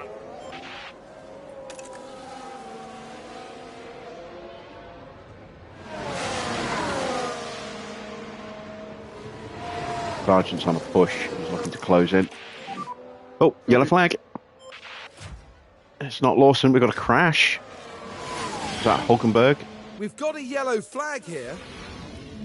Now we're watching Carlos Oh no, it's Sainz Sainz. here, And Max. cutting it so close. And the impact Oh, on the just a car, little bit of it's contact, quite but that's clear. enough I to wouldn't be do surprised if there were a few minor words front wing exchanged damage, when I they get think. back to the paddock. on the right end plate there. Didn't see if Max took any damage. Let's have a look. Oh yeah, Max has got wing damage. He's missing the entire end plate there. His tyres are fine, so he might have to box for the wing, but he may stay out.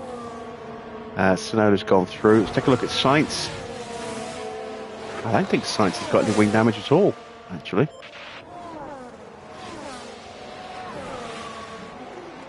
If he has, it might be on his left end plate. You ready? Oh, big lock up in front of Sainz there. And we've got a VSC. Ah, now that's worked out quite nicely. For Max, he's going to be able to box and change his tyre, his wheel, wing even. I think we might see a few cars dive into pits. Albon's going to box. We're going to box both our cars. Who else might box? Magnussen's going to box. He's the one who's just gone skidding off. I don't know if anyone else will. And now the question is, can I make those tyres last? Do that. But is that quicker? Oh, it's not going to give me the mediums, is it? Why does it always do that?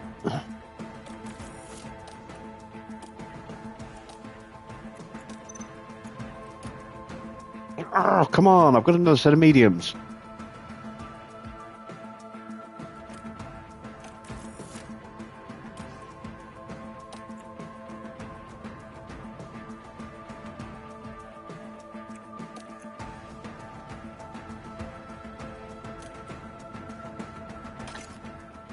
I'm going to take a gamble here. I'm going to box Lawson this lap, and I'm going to put him on a fresh set of mediums.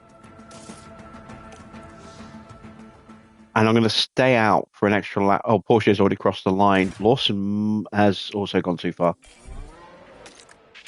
Well, this allows me to refill my battery. And also... Now with the Haas. Nothing wrong so far. Save that fuel that I need to save. There's the big lockup that we saw the smoke from when we were looking at Carlos.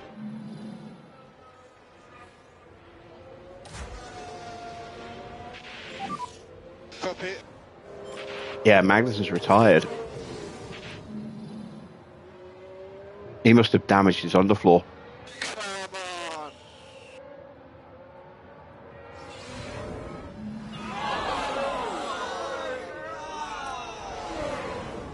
He must have done what Porsche did, breaking his underfloor through there. Watch for leveling.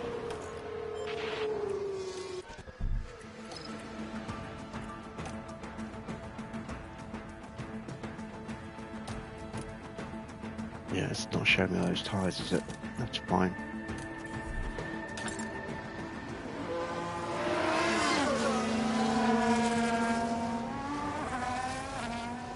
So I go one more lap with Porsche. You know what? Albon's going to box. I don't know if I should take the risk with the VSC clearing. I'm going to box him. 1.4 ahead. We'll play it safe. We'll go with the mediums. If we get a full safety car, I've got loads of softs now.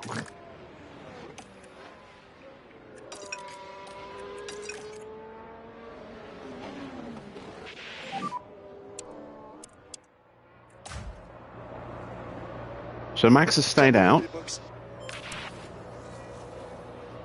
with that wing damage.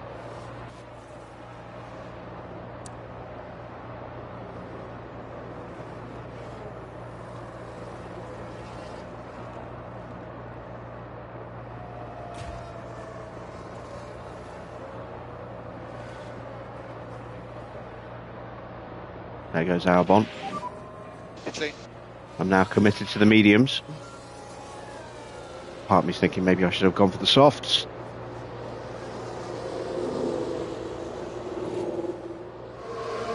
Ah, he's gone soft.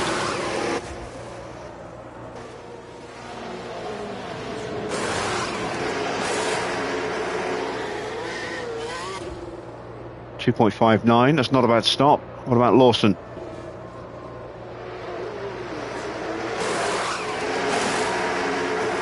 No, come on.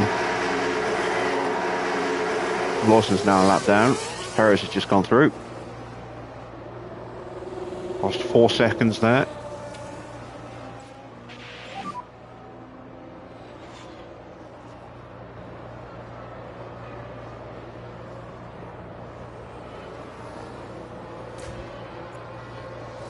So I can stop saving fuel now. Still 20 laps to go. Copy.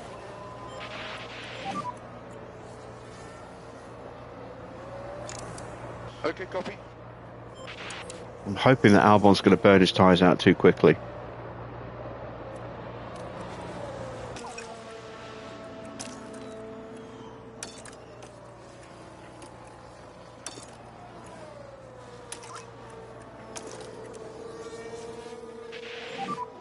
ABSC is ending, confirm. Copy that. But he's going to be blisteringly quick for the next few laps. So get these tires back up to 10.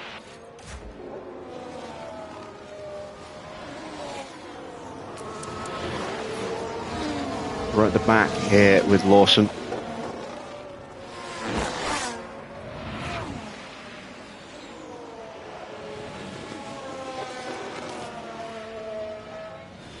Got our work cut out for us now. Those 4 seconds we lost would have basically, you know, lost us touch with Hulkenberg. Plus, we've been lapped. We would have got out in front of him, I think. Good job. All right, Porsche has caught and passed Albon. Good lad. Albon is looking to fight back. You have a 7-second gap.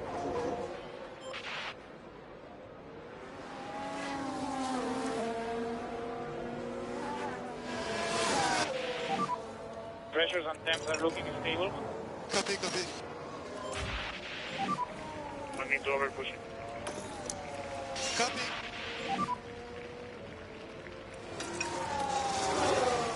Okay. Ah, damn it. We didn't get the DRS off Max. Oh, no, we did. Nice.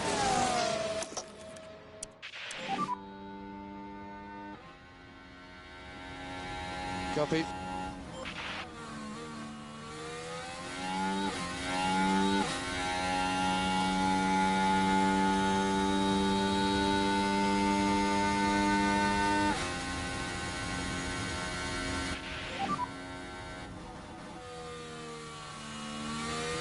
Yeah, copy that. New fastest lap for Carlos Sainz. No penalty in the collision between him and Max by the look of it.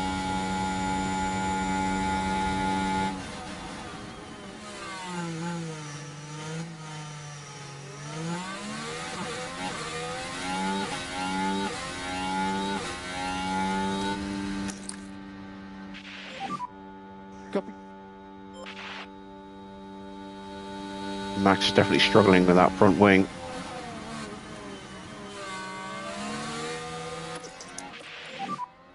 Copy. Okay, mate, copy.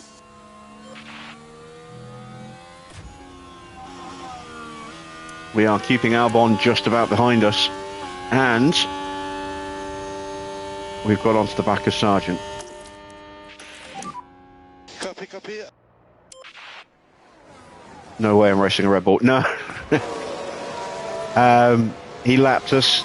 I got back onto him as quickly as I could to try and get pulled along onto the back of Hulkenberg, and Max has got a broken front wing as well as a fault with the car. In pure pace, he is way too fast for us. But this now sets us up. There we go. That's what I was waiting for. The slingshot passed.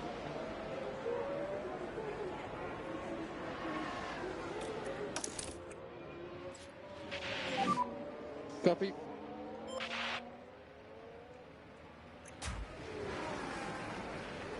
And we've got past the second Williams. Copy.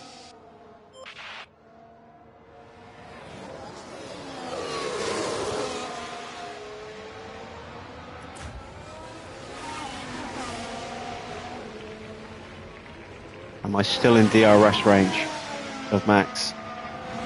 Might be. It's tight. If I'm not, I'm going to get overtaken by Hulkenberg. I'm not. Shit. Shit.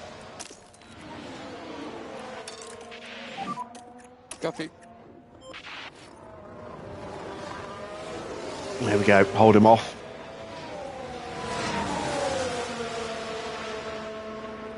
All right, take it easy, truck. I'll see you again soon.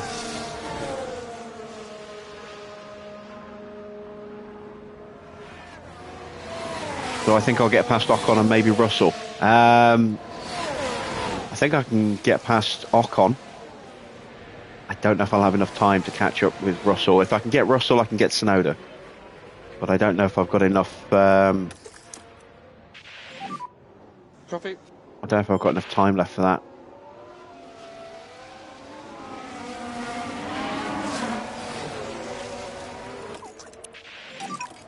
Copy that.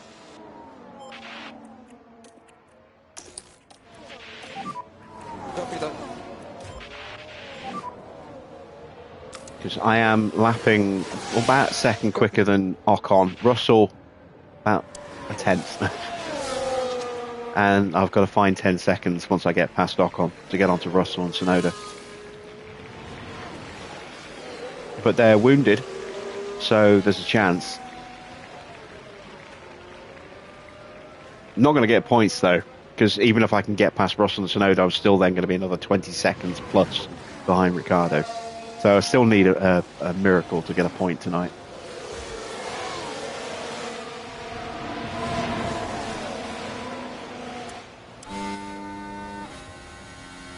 Now Valtteri's got an issue. That's good for Lawson. Okay, copy. As we go past Joe, Gasly's up next. There is Gasly. Oh wow, yeah, he just rocketed past, didn't he?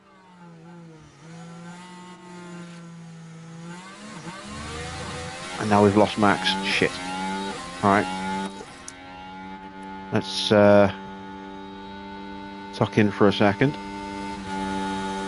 Get the battery refilled. Copy. I could do it.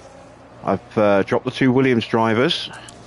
Albon's tyres still pretty good. He's definitely got the ability to come back to us.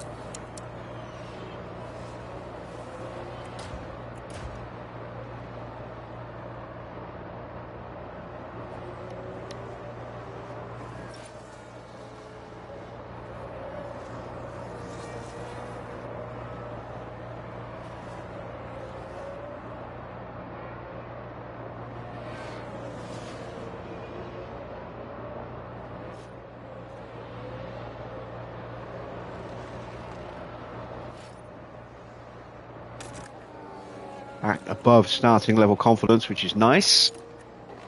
Porsche comfortably above starting confidence right now.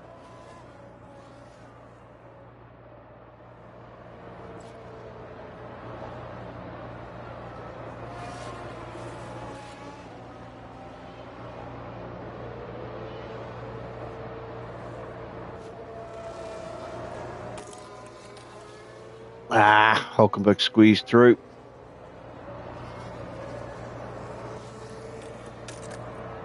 And that drops me back into medium again.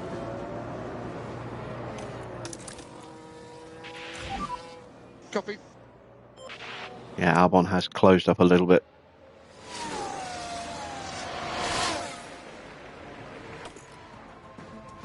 I've still got tyre life to play about with. I don't want to use it just yet though. I think F1 Clips is lurking Yeah, copy. in the chat. Just seeing the emotes getting spammed again.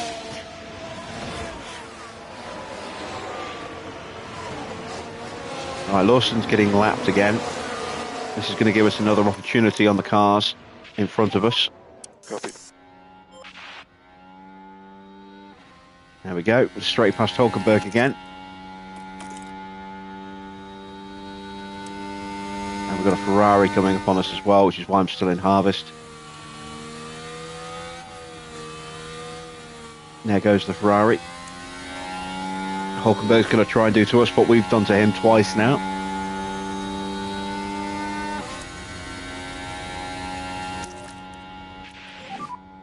Copy. Copy. You're thinking P13 and P18. I think I can get higher than P18.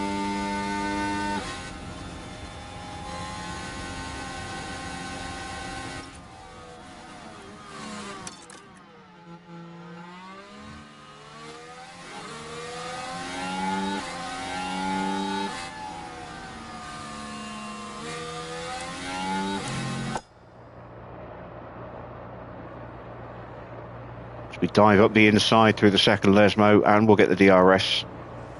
Now we can sprint away. There's another yellow flag. I'm not sure where that's from.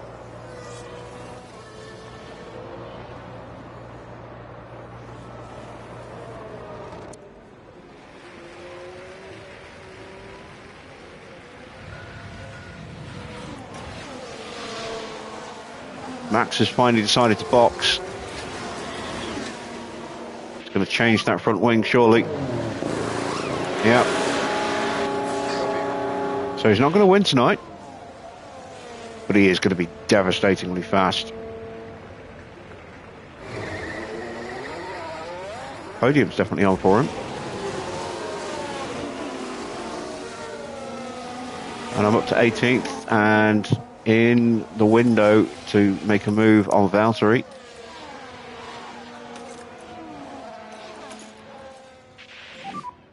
Copy.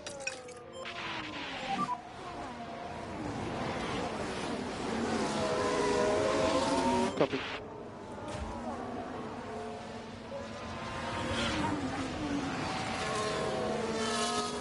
Right, Perez coming up to lap for share. Copy, copy.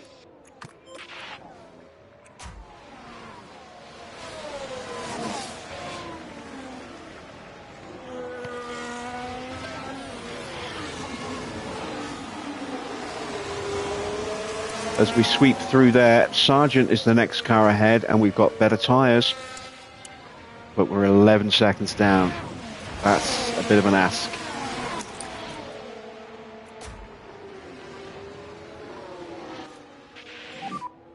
Copy. Copy.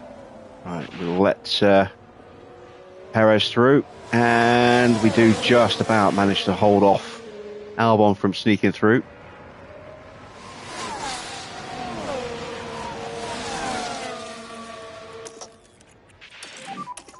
Copy.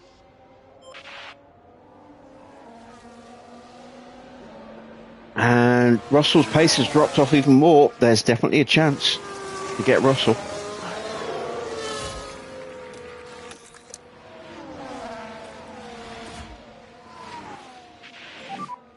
Copy.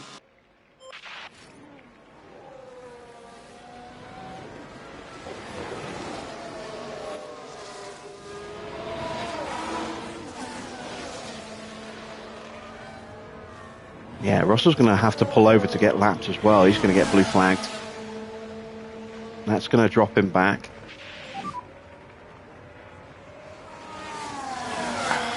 Ocon just stubbornly refusing to give up the place. We'll get him here though.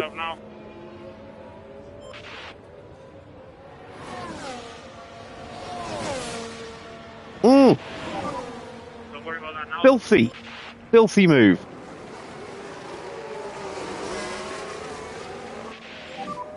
Come on. Oh God, and he blocks us again. God, Albon gets away scot-free. Ocon is such a dirty driver in this game.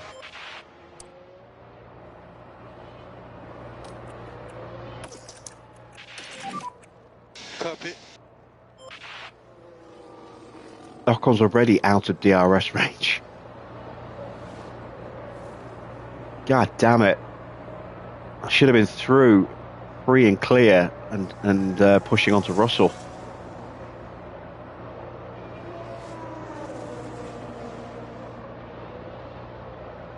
Can block us again.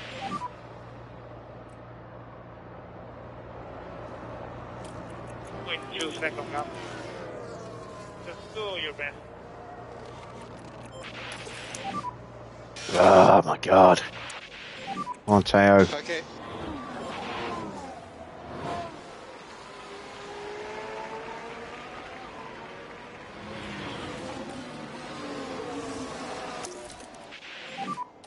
Copy.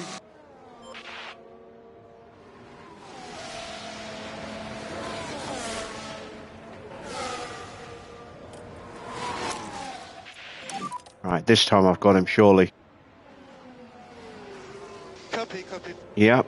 And there's a yellow flag. Keep doing what you were doing. You're Lock doing up for Albon. Now this was at turn 1. I thought it was Albon. But that's good. That brings him back close to us And the again. car just locks. Not a massive Just lock-up, unable to but do much enough about it. to slow him down and do a little bit of damage to his tyres. And now I can immediately get onto him. There we go.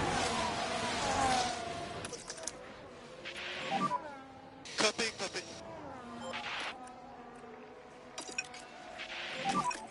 Remember, we need the tires for long. Copy. Now we should be able Lawson's to take lost a 2 look here. positions. Now look, here we...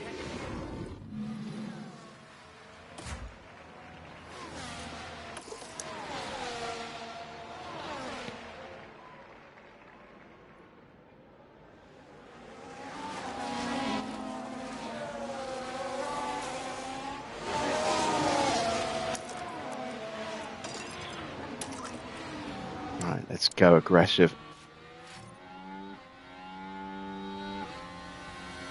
Out of the way, Valtteri.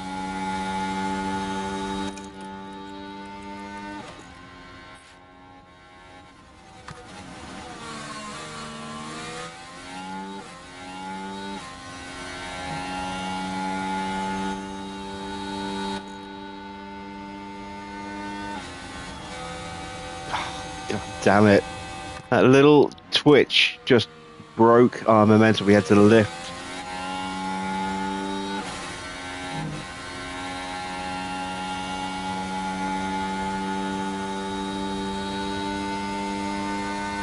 And now he's got the slipstream.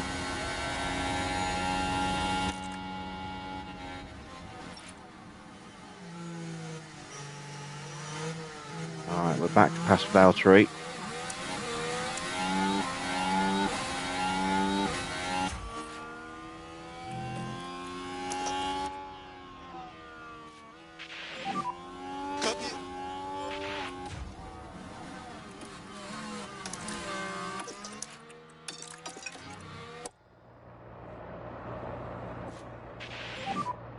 Copy. Copy.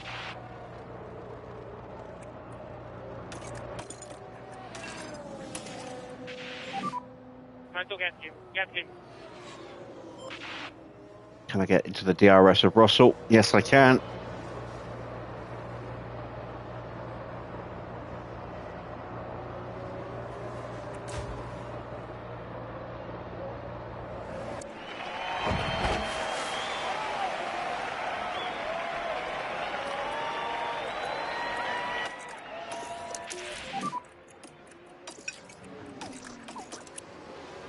Copy. There we go. Not going to catch Yuki. Leave a bit real here. Copy that. But if I can get 12th, that'll be a best position finish for us this season. Our best so far is 13 in China.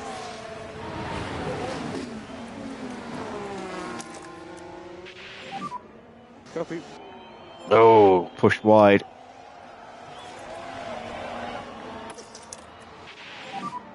Copy.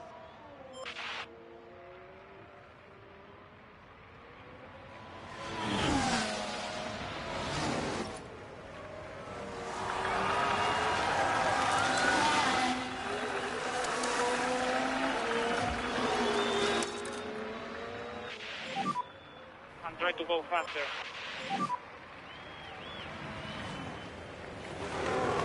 Copy.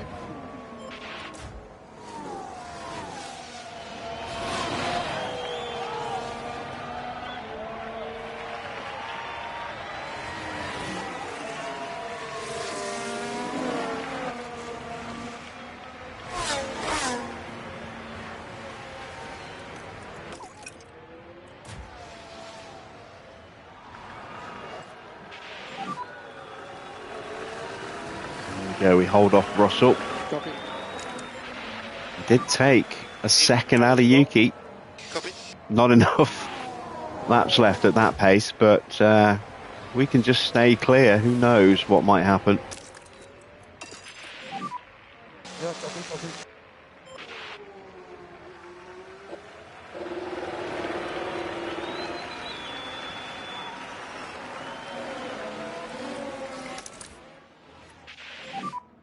Copy. And through we go. Yeah, copy.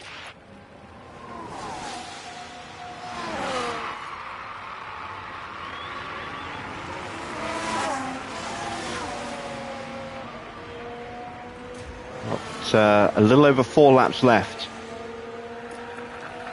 with Porsche, about 4.5 with Lawson.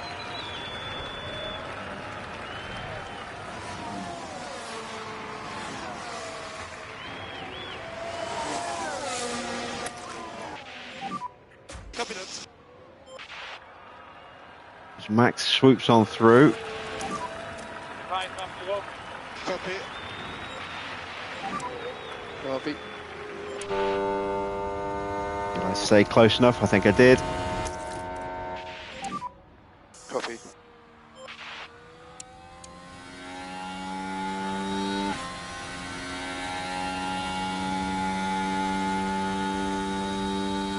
I did. Excellent. So, if we can stay with Max, we've got a chance at getting Sargent.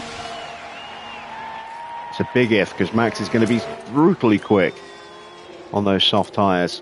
Let's see, what did he do last lap? He did a 1:23.6. Copy, boss. Even with a lot of damage to his car, he's still very, very fast.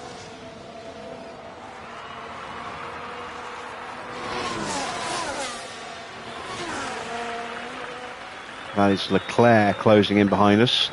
Ferrari looking good for a double podium here.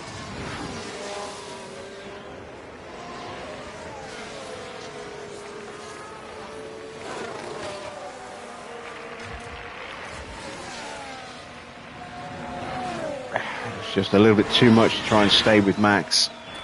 Yeah. All right, let's just try and hold off Gasly now if we can. 3 laps to go. 4 laps. Copy.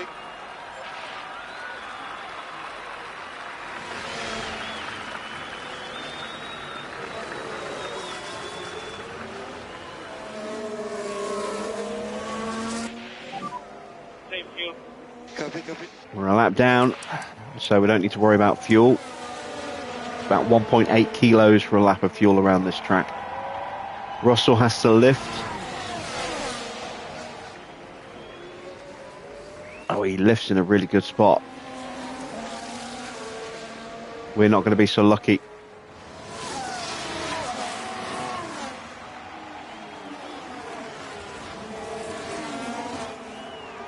Or are we?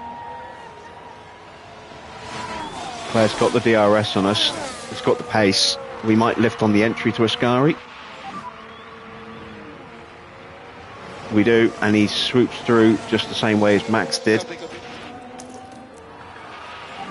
And now we're going to push and see if we can break away from George.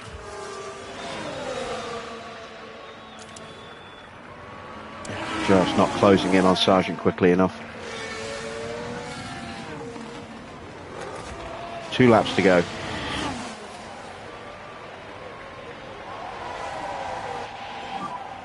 laps to go. Copy, copy.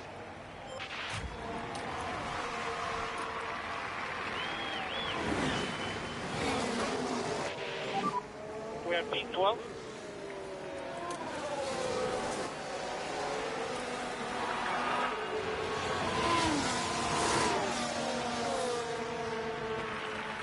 There we go. We've broken George. Can I stay? Can I stay here with Leclerc?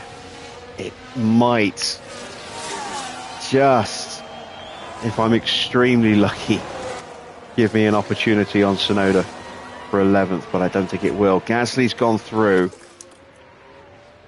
Still got another lap to go after this one.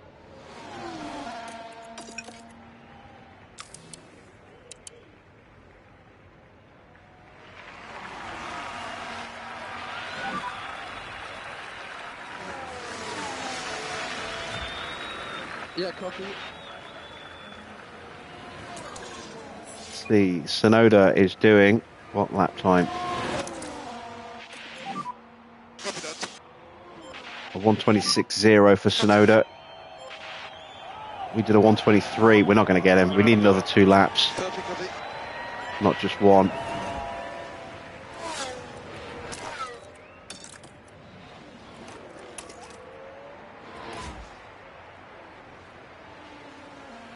Ah, damn it. He tried the overtake, didn't he?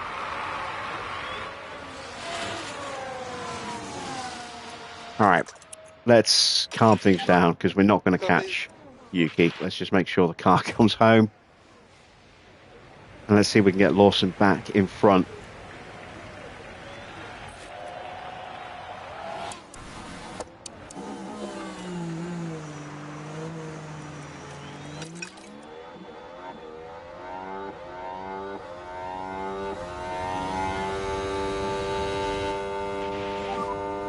Okay, copy.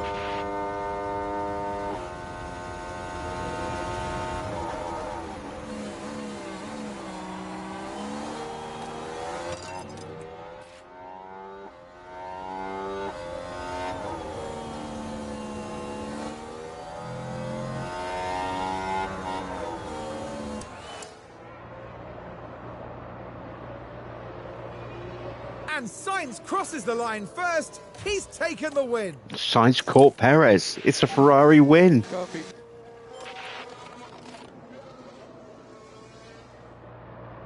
We're home in second. We're home in 12th.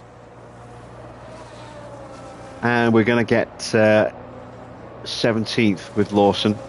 I could have gone more aggressive with him. He only needed to finish in 20th. Yeah, it's so frustrating not knowing exactly what to do with the sponsors right now. We're throwing money away on some races and then we're overconfident on subsequent races and throwing money away by not competing enough there. But what a great drive for Porsche. Up to 12th. That could be a huge boost for us in the Constructors. That might potentially move us up. I'm not sure what Bottas's best finish is, whether it's 12th or 11th.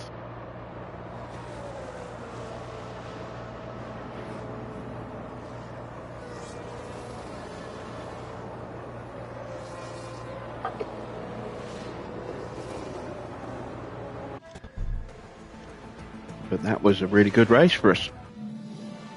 Pierre Gasly there, coming back after the checkered flag.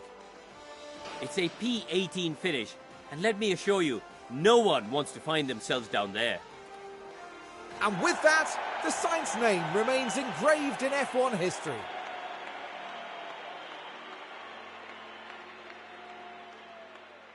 And that's win number 1 of the season, and it's sure to provide them with a real confidence boost.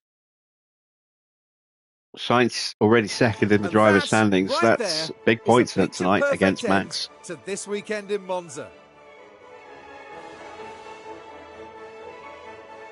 Not going to be enough, but going to pull him away from Leclerc even more as well. Well, Karun, how do you think they'll be feeling in the team garage at the end of that? It was a strangely mixed weekend for them. We saw one driver put in a strong performance, but it was a different story for the other. Definitely positives there, though. And with that, our time in Italy is done for another year. Next time, the teams will be racing through the streets of another city. Join us in Baku on the shores of the Caspian Sea for the Azerbaijan Grand Prix. Oh, Baku next. Yeah, Baku is the complete opposite of our car. It's all low speed corners.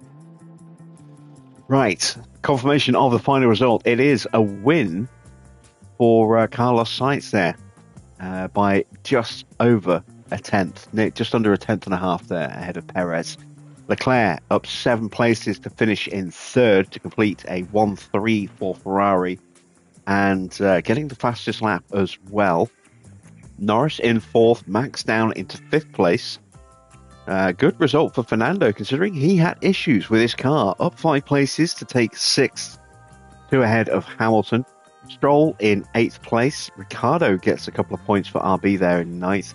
Not a great race for Piastri. Not quite sure what happened there, but down 8 places to finish in 10th. 11th for Sonoda. Porsche up 8 places for 12th. Yeah. Not quite sure if we could have caught him with an extra lap, but maybe we could have at least got a little bit closer. We definitely gave him a good run at the end there. And our fastest lap was pretty good, a 1:23.3. We beat George Russell in a very wounded Mercedes. Albon in 14th, Ocon 15th, Sargent in 16th, then it's Lawson in 17th, Gasly in 18th. Managed to hold him off across the line. Bottas down 5 places to 19th. He was looking pretty good at one point for him. And then Zhou 20th, Hulkenberg 21st, and Magnussen failing to finish. A disastrous weekend for Haas. Take a look at the drivers' standings. Max still top. Only gets to 10 points, but he is 111 points clear of Carlos, who is second. That is now 13 wins from 16 races. So Max can't beat the record this year, but he can equal it if he wins all of the remaining races. The third place is Lando Norris, who is now 40 points behind Carlos Sainz. That gap opening up again. Charles Leclerc in 4th is 23 points further back. It's Piastri in 5th on 187 points, just 1 scored tonight. Perez has closed the gap significantly. He is just 9 points behind now. Hamilton up 2 places, jumping his teammate and Yuki Tsunoda into 7th place, 2 points clear of Yuki, 3 points clear of George. Then it's a bit of a gap back to Fernando Alonso in 10th, who has overtaken Stroll, 3 points clear of him. Ricciardo is 12th, and still no one past Ricciardo has scored points yet this season. There you see it is Hulkenberg from Ocon, Albon from Bottas, Porsche, Lawson, Magnussen, Sargent, Zhou, and Gasly. How you doing, Anthony? Into the constructors' standings, Red Bull 28 points for them, 566. Ferrari on 491, picking up some really good points tonight. They've opened up a nice, healthy lead over McLaren now. Mercedes in 4th, a long way back on 109 points. RB in 5th on 80. Aston, big points for them, 12 tonight. It means they are now just 11 behind. RB in 6th. Then it's Haas in 7th. Alpine 8th. Williams 9th. Sauber are still ahead of us. God damn. Maybe I think Bottas has scored like in 11th place. So we're going to need a point if we're going to move up. We're closing in slowly. Not quite where we need to be though. Fastest pit stop times, we do get 1 car in the top 10 in 10th. A 2.597, just getting us in there. Only 1 Red Bull in there. Again, it's Perez. No Max stop in there at all. Good points haul for Aston Martin tonight, with Alonso in 2nd and Stroll in 5th. Alpine gets both cars in the top 10 as well, 3rd and 8th. Mercedes gets 4th place with Hamilton. Williams, some decent points in 6th place with Albon. Just the 1 McLaren in the top 10 in 7th. And Ferrari, just the 1 Ferrari there in 9th. Let's see what the standings for this look like. Red Bull still top on 340 points, stretching their lead over McLaren quite a bit there, 19 points extra. So they are now 76 points clear. And then it's a bit of a gap to Alpine, but they have overtaken Ferrari tonight on to 220. They're 44 behind, but they are consistently scoring at the moment. And if McLaren continue to throw points away like this, Alpine could be a threat for second. Aston Martin get big points and stretch their lead over RB. Williams tie RB, but have a slower overall stop. Mercedes are in 8th with 81 points, opening up a gap to Sauber. We get 1 point, put us on 38. And we are now 14 points clear of Haas, who are last. There are our stops. Not a great first stop for Porsche, 2.8. 2.7 for Lawson, not a great stop either. A 2.5 for Porsche second stop, and then we lost 4 seconds on Lawson's second stop there with a problem, a power release error. We do get both of our drivers home with the bonuses, and I really wish I'd gone a bit more aggressive on that now and gained an extra 100k, but we'll take that. We'll take the 619,000 and immediately spend it on some new parts because we don't have any.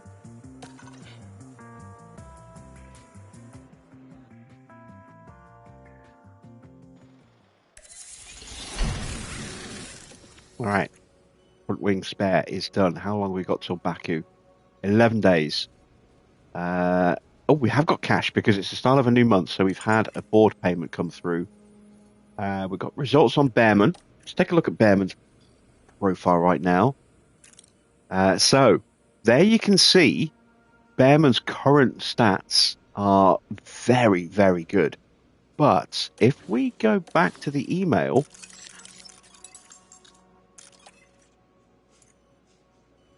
that shows his actual stats, I think. Or it shows his stats at enthusiastic rather than purple. They are definitely considerably lower. I think that's a more accurate reflection of his pace stats. Maybe not quite that good, but in that kind of region. New ATR has opened up. Oh, I'd so love to get a new part started today, if I can afford it.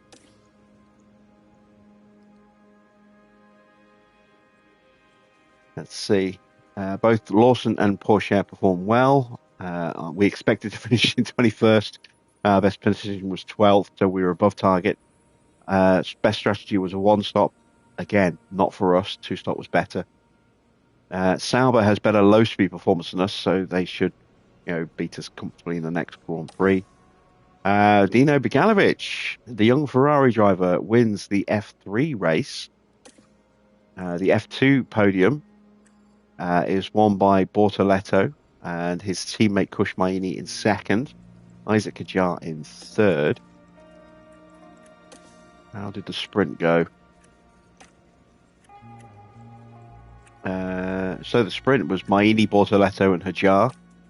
And then it was Bortoletto, Maini and Hajar for the actual race. Antonelli down in 9th place in the race. Where was Lawson? 14th. Wow. What about the sprint? 13th and 14th. Not a good week for Prema there. Not a good week at all. Okay. Let's get the expensive bit out of the way. Actually, before we do that, board were delighted with Monza, as they damn well should be. Still below target though. Right, back to the expensive bit. Car parts. So, I need another underfloor. I need more than one underfloor, but, one will have to do for now. I need another chassis.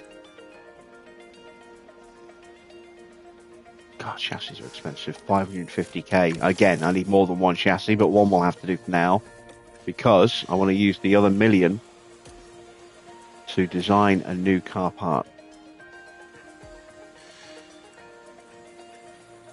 I'm going to look at a suspension. And we're going to pump everything we have into a suspension.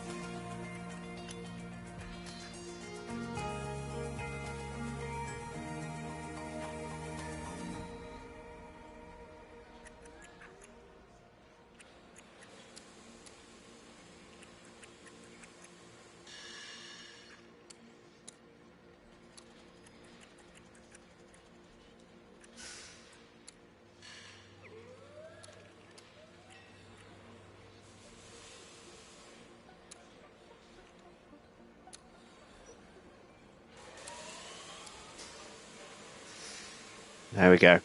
That's what I'll settle on. That'll give us a little bit of extra speed, a little bit of extra acceleration, a little bit of extra downforce, but a nice big chunk of extra tyre preservation, which will help with our tyre strategies a little bit more.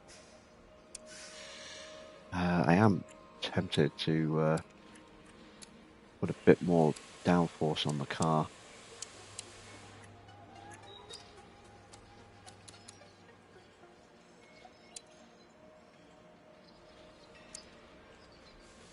Like that. Yeah, we'll do that, and then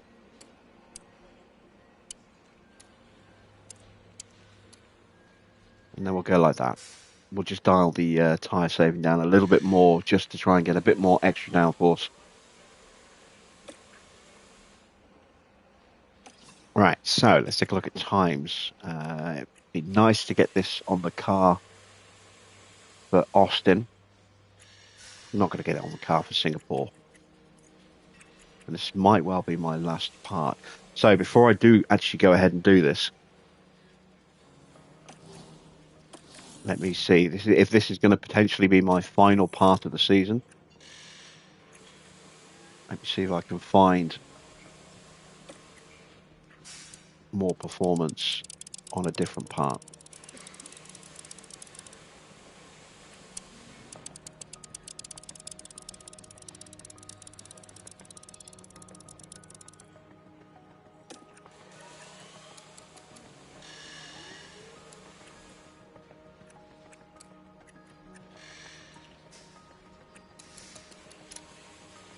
No, not there. What about another chassis? Oh, yeah. Another chassis is the way to go. Look at this.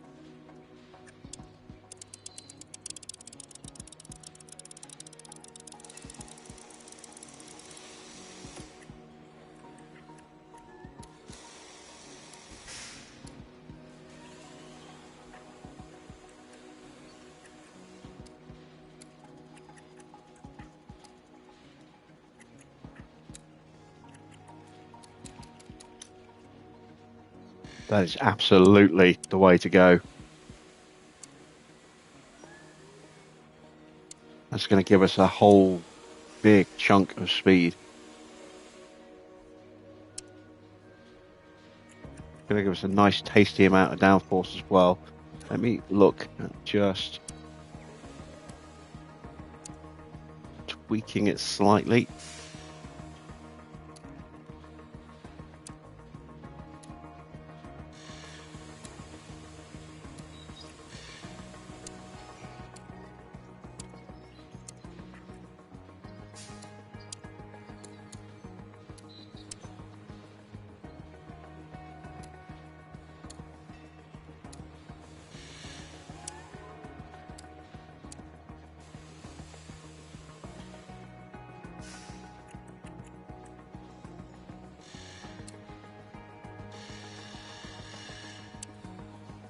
If I go with that, that's going to get me up to about 320 kilometers an hour.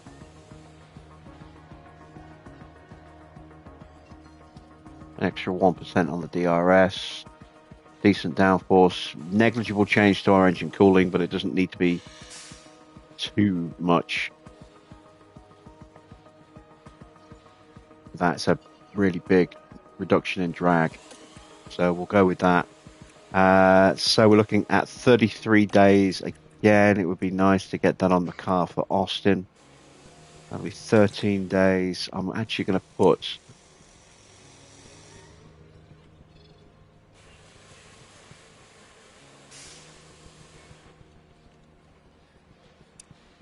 three engineers on that one, so I can make sure I can get at least a couple for Austin. And there we go, down to 100 grand again. All the money's gone. When do we change our sponsors? Oh, there we go, just a few days. So we might have another injection of cash actually coming in a day or two. We'll look at putting that somewhere else. Let's see how our drivers improved over the last month. A point in accuracy for Teo, no gain for Lawson. My overly expensive affiliate gained 2 more points in adaptability.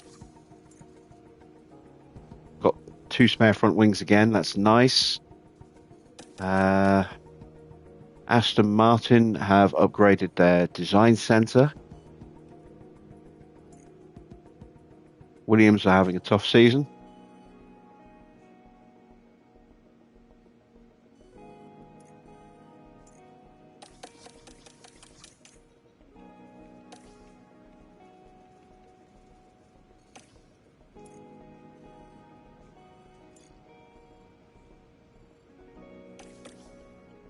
Okay, pit crew training.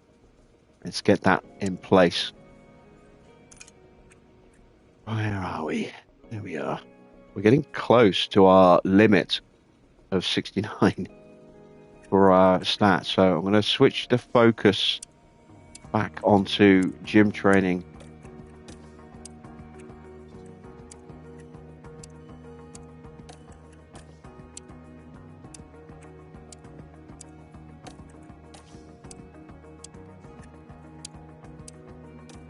In the run up to Baku, because we've got 2 weeks where we probably won't do any training at all.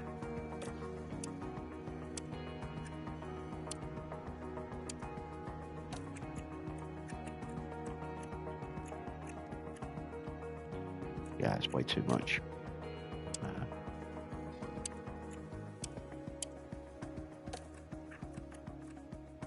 5% still a little bit too much. Let's put a day of car building in, because we are lagging there. 2%, that's better. And then I can get a little bit of pit stop training in between. There we go. And then we'll go on to our usual balance of pit crew and gym training.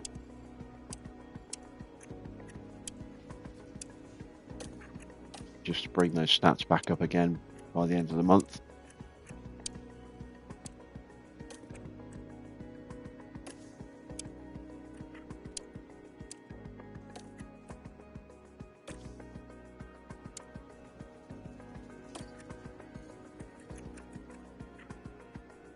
And there we go. So we'll gain just a tiny little improvement in chances of mistakes. We will add a bit more car building, actually. Let's have a look at that. There we go. So we'll gain a point in car building. We'll take another couple of hundredths off our pit crew pit stop times. That'll do. There we go. A little bit more to do before we finish the stream.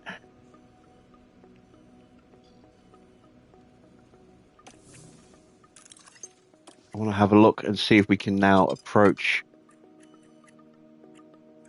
Kimi for a seat for next season.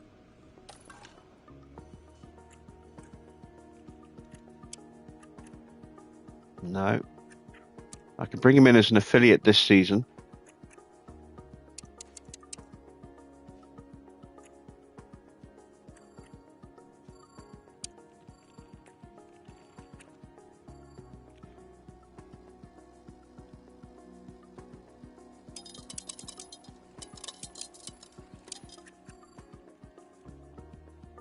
And I'm going to give him pretty much all of my remaining cash as a signing bonus, I think.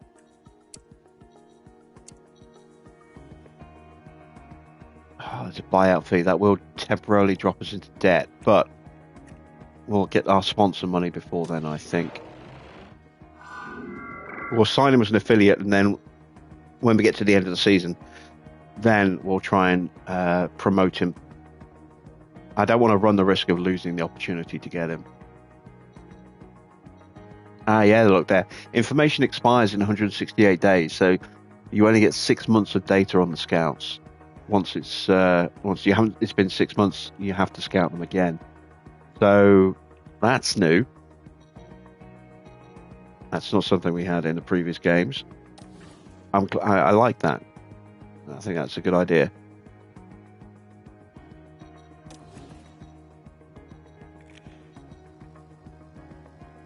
Kimmy can drive an F1? No, at the moment he can't. So I've offered him a contract to join my team immediately as an affiliate. And then at the end of the season, once he's completed his second season, I will then try and promote him up. And if I can't, for whatever reason, at least I'll then have him as an affiliate for the season after that. And then I can promote him once the new year starts.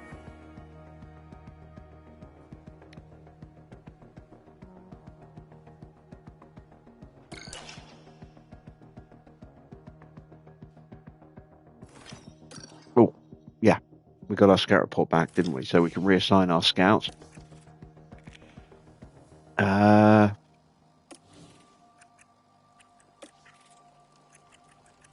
Let me go back to Kimmy.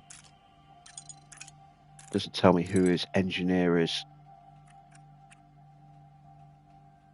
All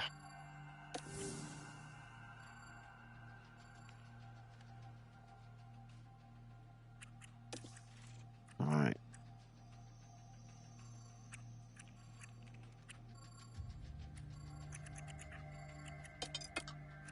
Let's look for the engineers who are Kramer. There we go. So it's Paolo.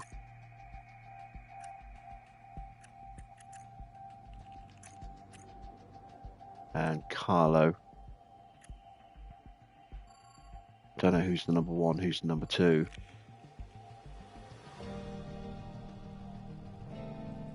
Let's scout Carlo. I get the feeling he might be Kimmy's. Yeah, we'll see.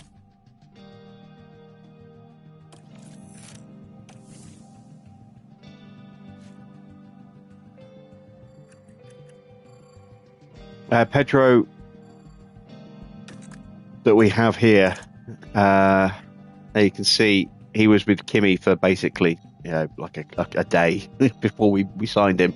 I forget this is Kimmy's first season, and we signed Pedro. So I'm looking at potentially hiring the engineer that's been with Kimmy for, you know, a season, just so that we can give him a bit of a better start next year. We'll see. It's not a done deal yet. Some negative staff.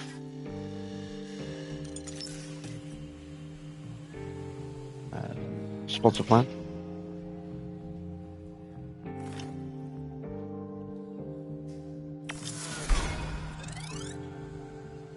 So we achieved our target. Hey, look at that, 2.6 mil. Holy shit, we've got some cash.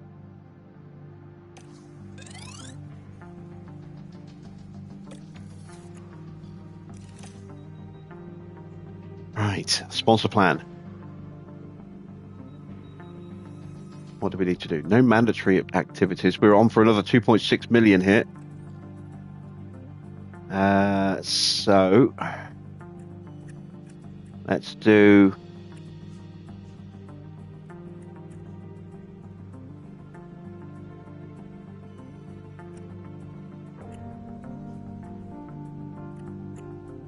a factory race day experience.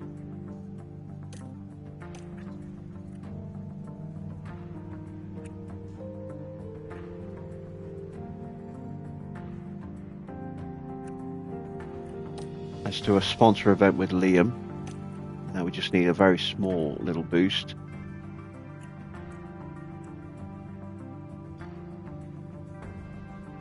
There we go. We'll do a non-race appearance with Liam as well. Make him make him wish he hadn't crashed the car twice in one weekend by shoving a lot of publicity on him. There we go. So that's worth an extra 2.65. That's going to annoy him. It's his own stupid fault. I've got some money. Oh, it's so nice to have some money.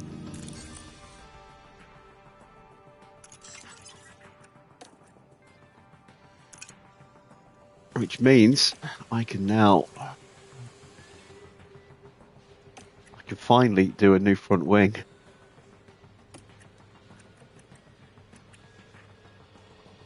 I've got no hours to put into it because I've used them all up. Oh dear. Okay, never mind. Let's go for maybe a quick suspension improvement.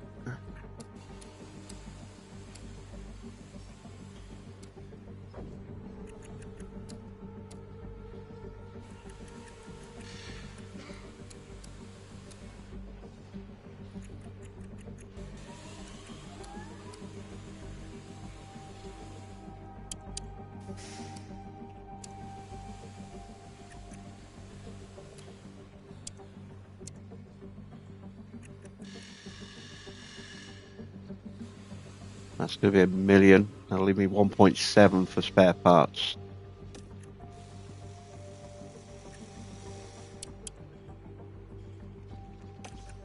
$28 days. I'll have them for Mexico at the very least. All right, so let's build an extra one of those. Let's build an extra one of those. How much have I got left now? 800k.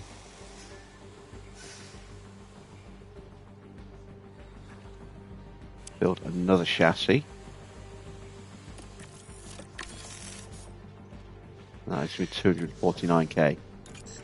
Alright, there we go. Well, we've got a regulation vote coming up.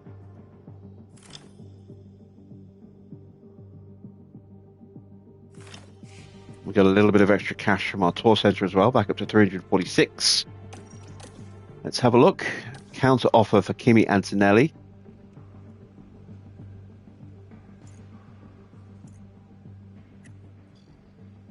Oh my god, he wants 2 million for one season. And he wants a much bigger signing bonus.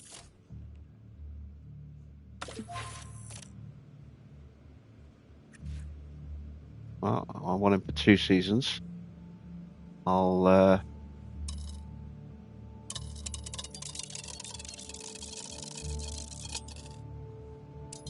reduce that down to get it to a nice round number. We'll offer him more than he asked, than we offered him, but less than he wants.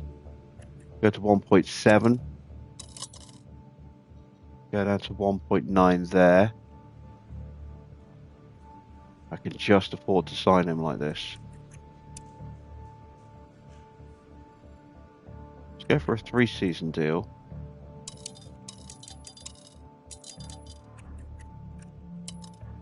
On 1.6 mil.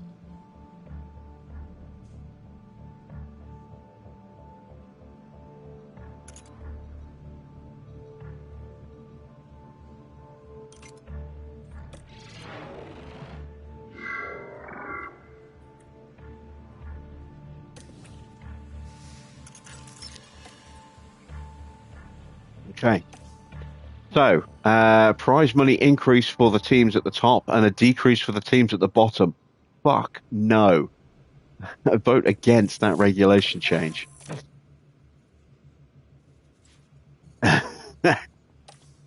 not giving up prize money. No, I need it.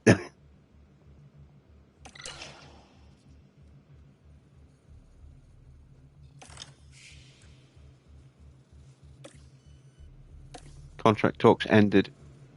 What? He's already signed. Hang on. Now Mercedes are offering him a contract. Hang on. What is going on here? Oh, come on. Don't tell me he's not actually. It's undone the contract offer. From, I've still got a chance to keep him. Shit.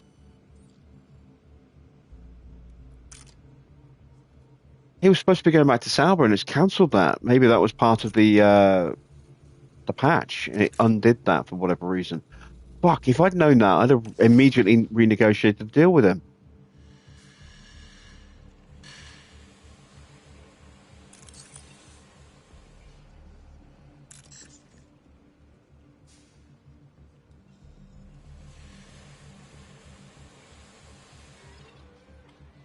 All right, something to remember for for when he finally wants to talk to us again. Oh, so he's paired up with Bearman. Okay, so it's not him we need to look at. It is Paolo we need to scout.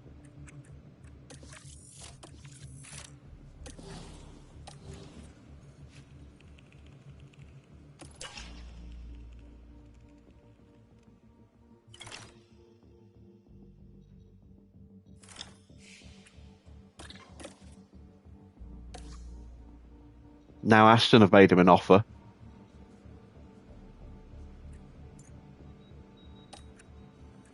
But he won't talk to us because we didn't get back to him. Oh, God. Ah, please don't leave, Theo. He's developing so well at the moment. Oh, my God, they've offered him 5 million. I don't think, yeah, we're going to get priced out of being able to hold on to him.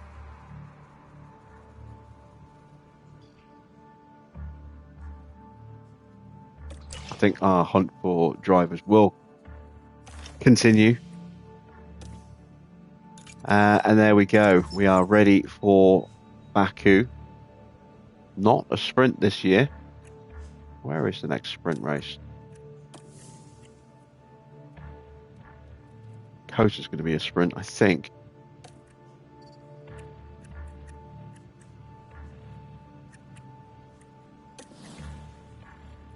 Doesn't say there. Oh yeah, sprint weekend. So Kota's a sprint. Brazil is still a sprint, and then Qatar is a sprint, and that's it for sprints this year.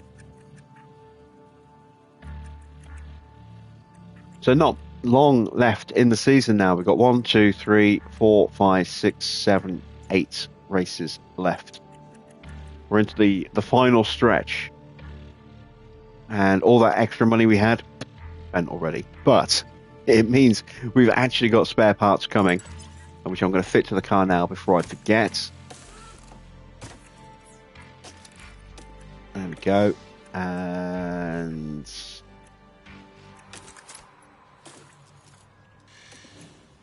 underfloor. There we go. Please do not break the new shit. I can't afford you to break the new stuff.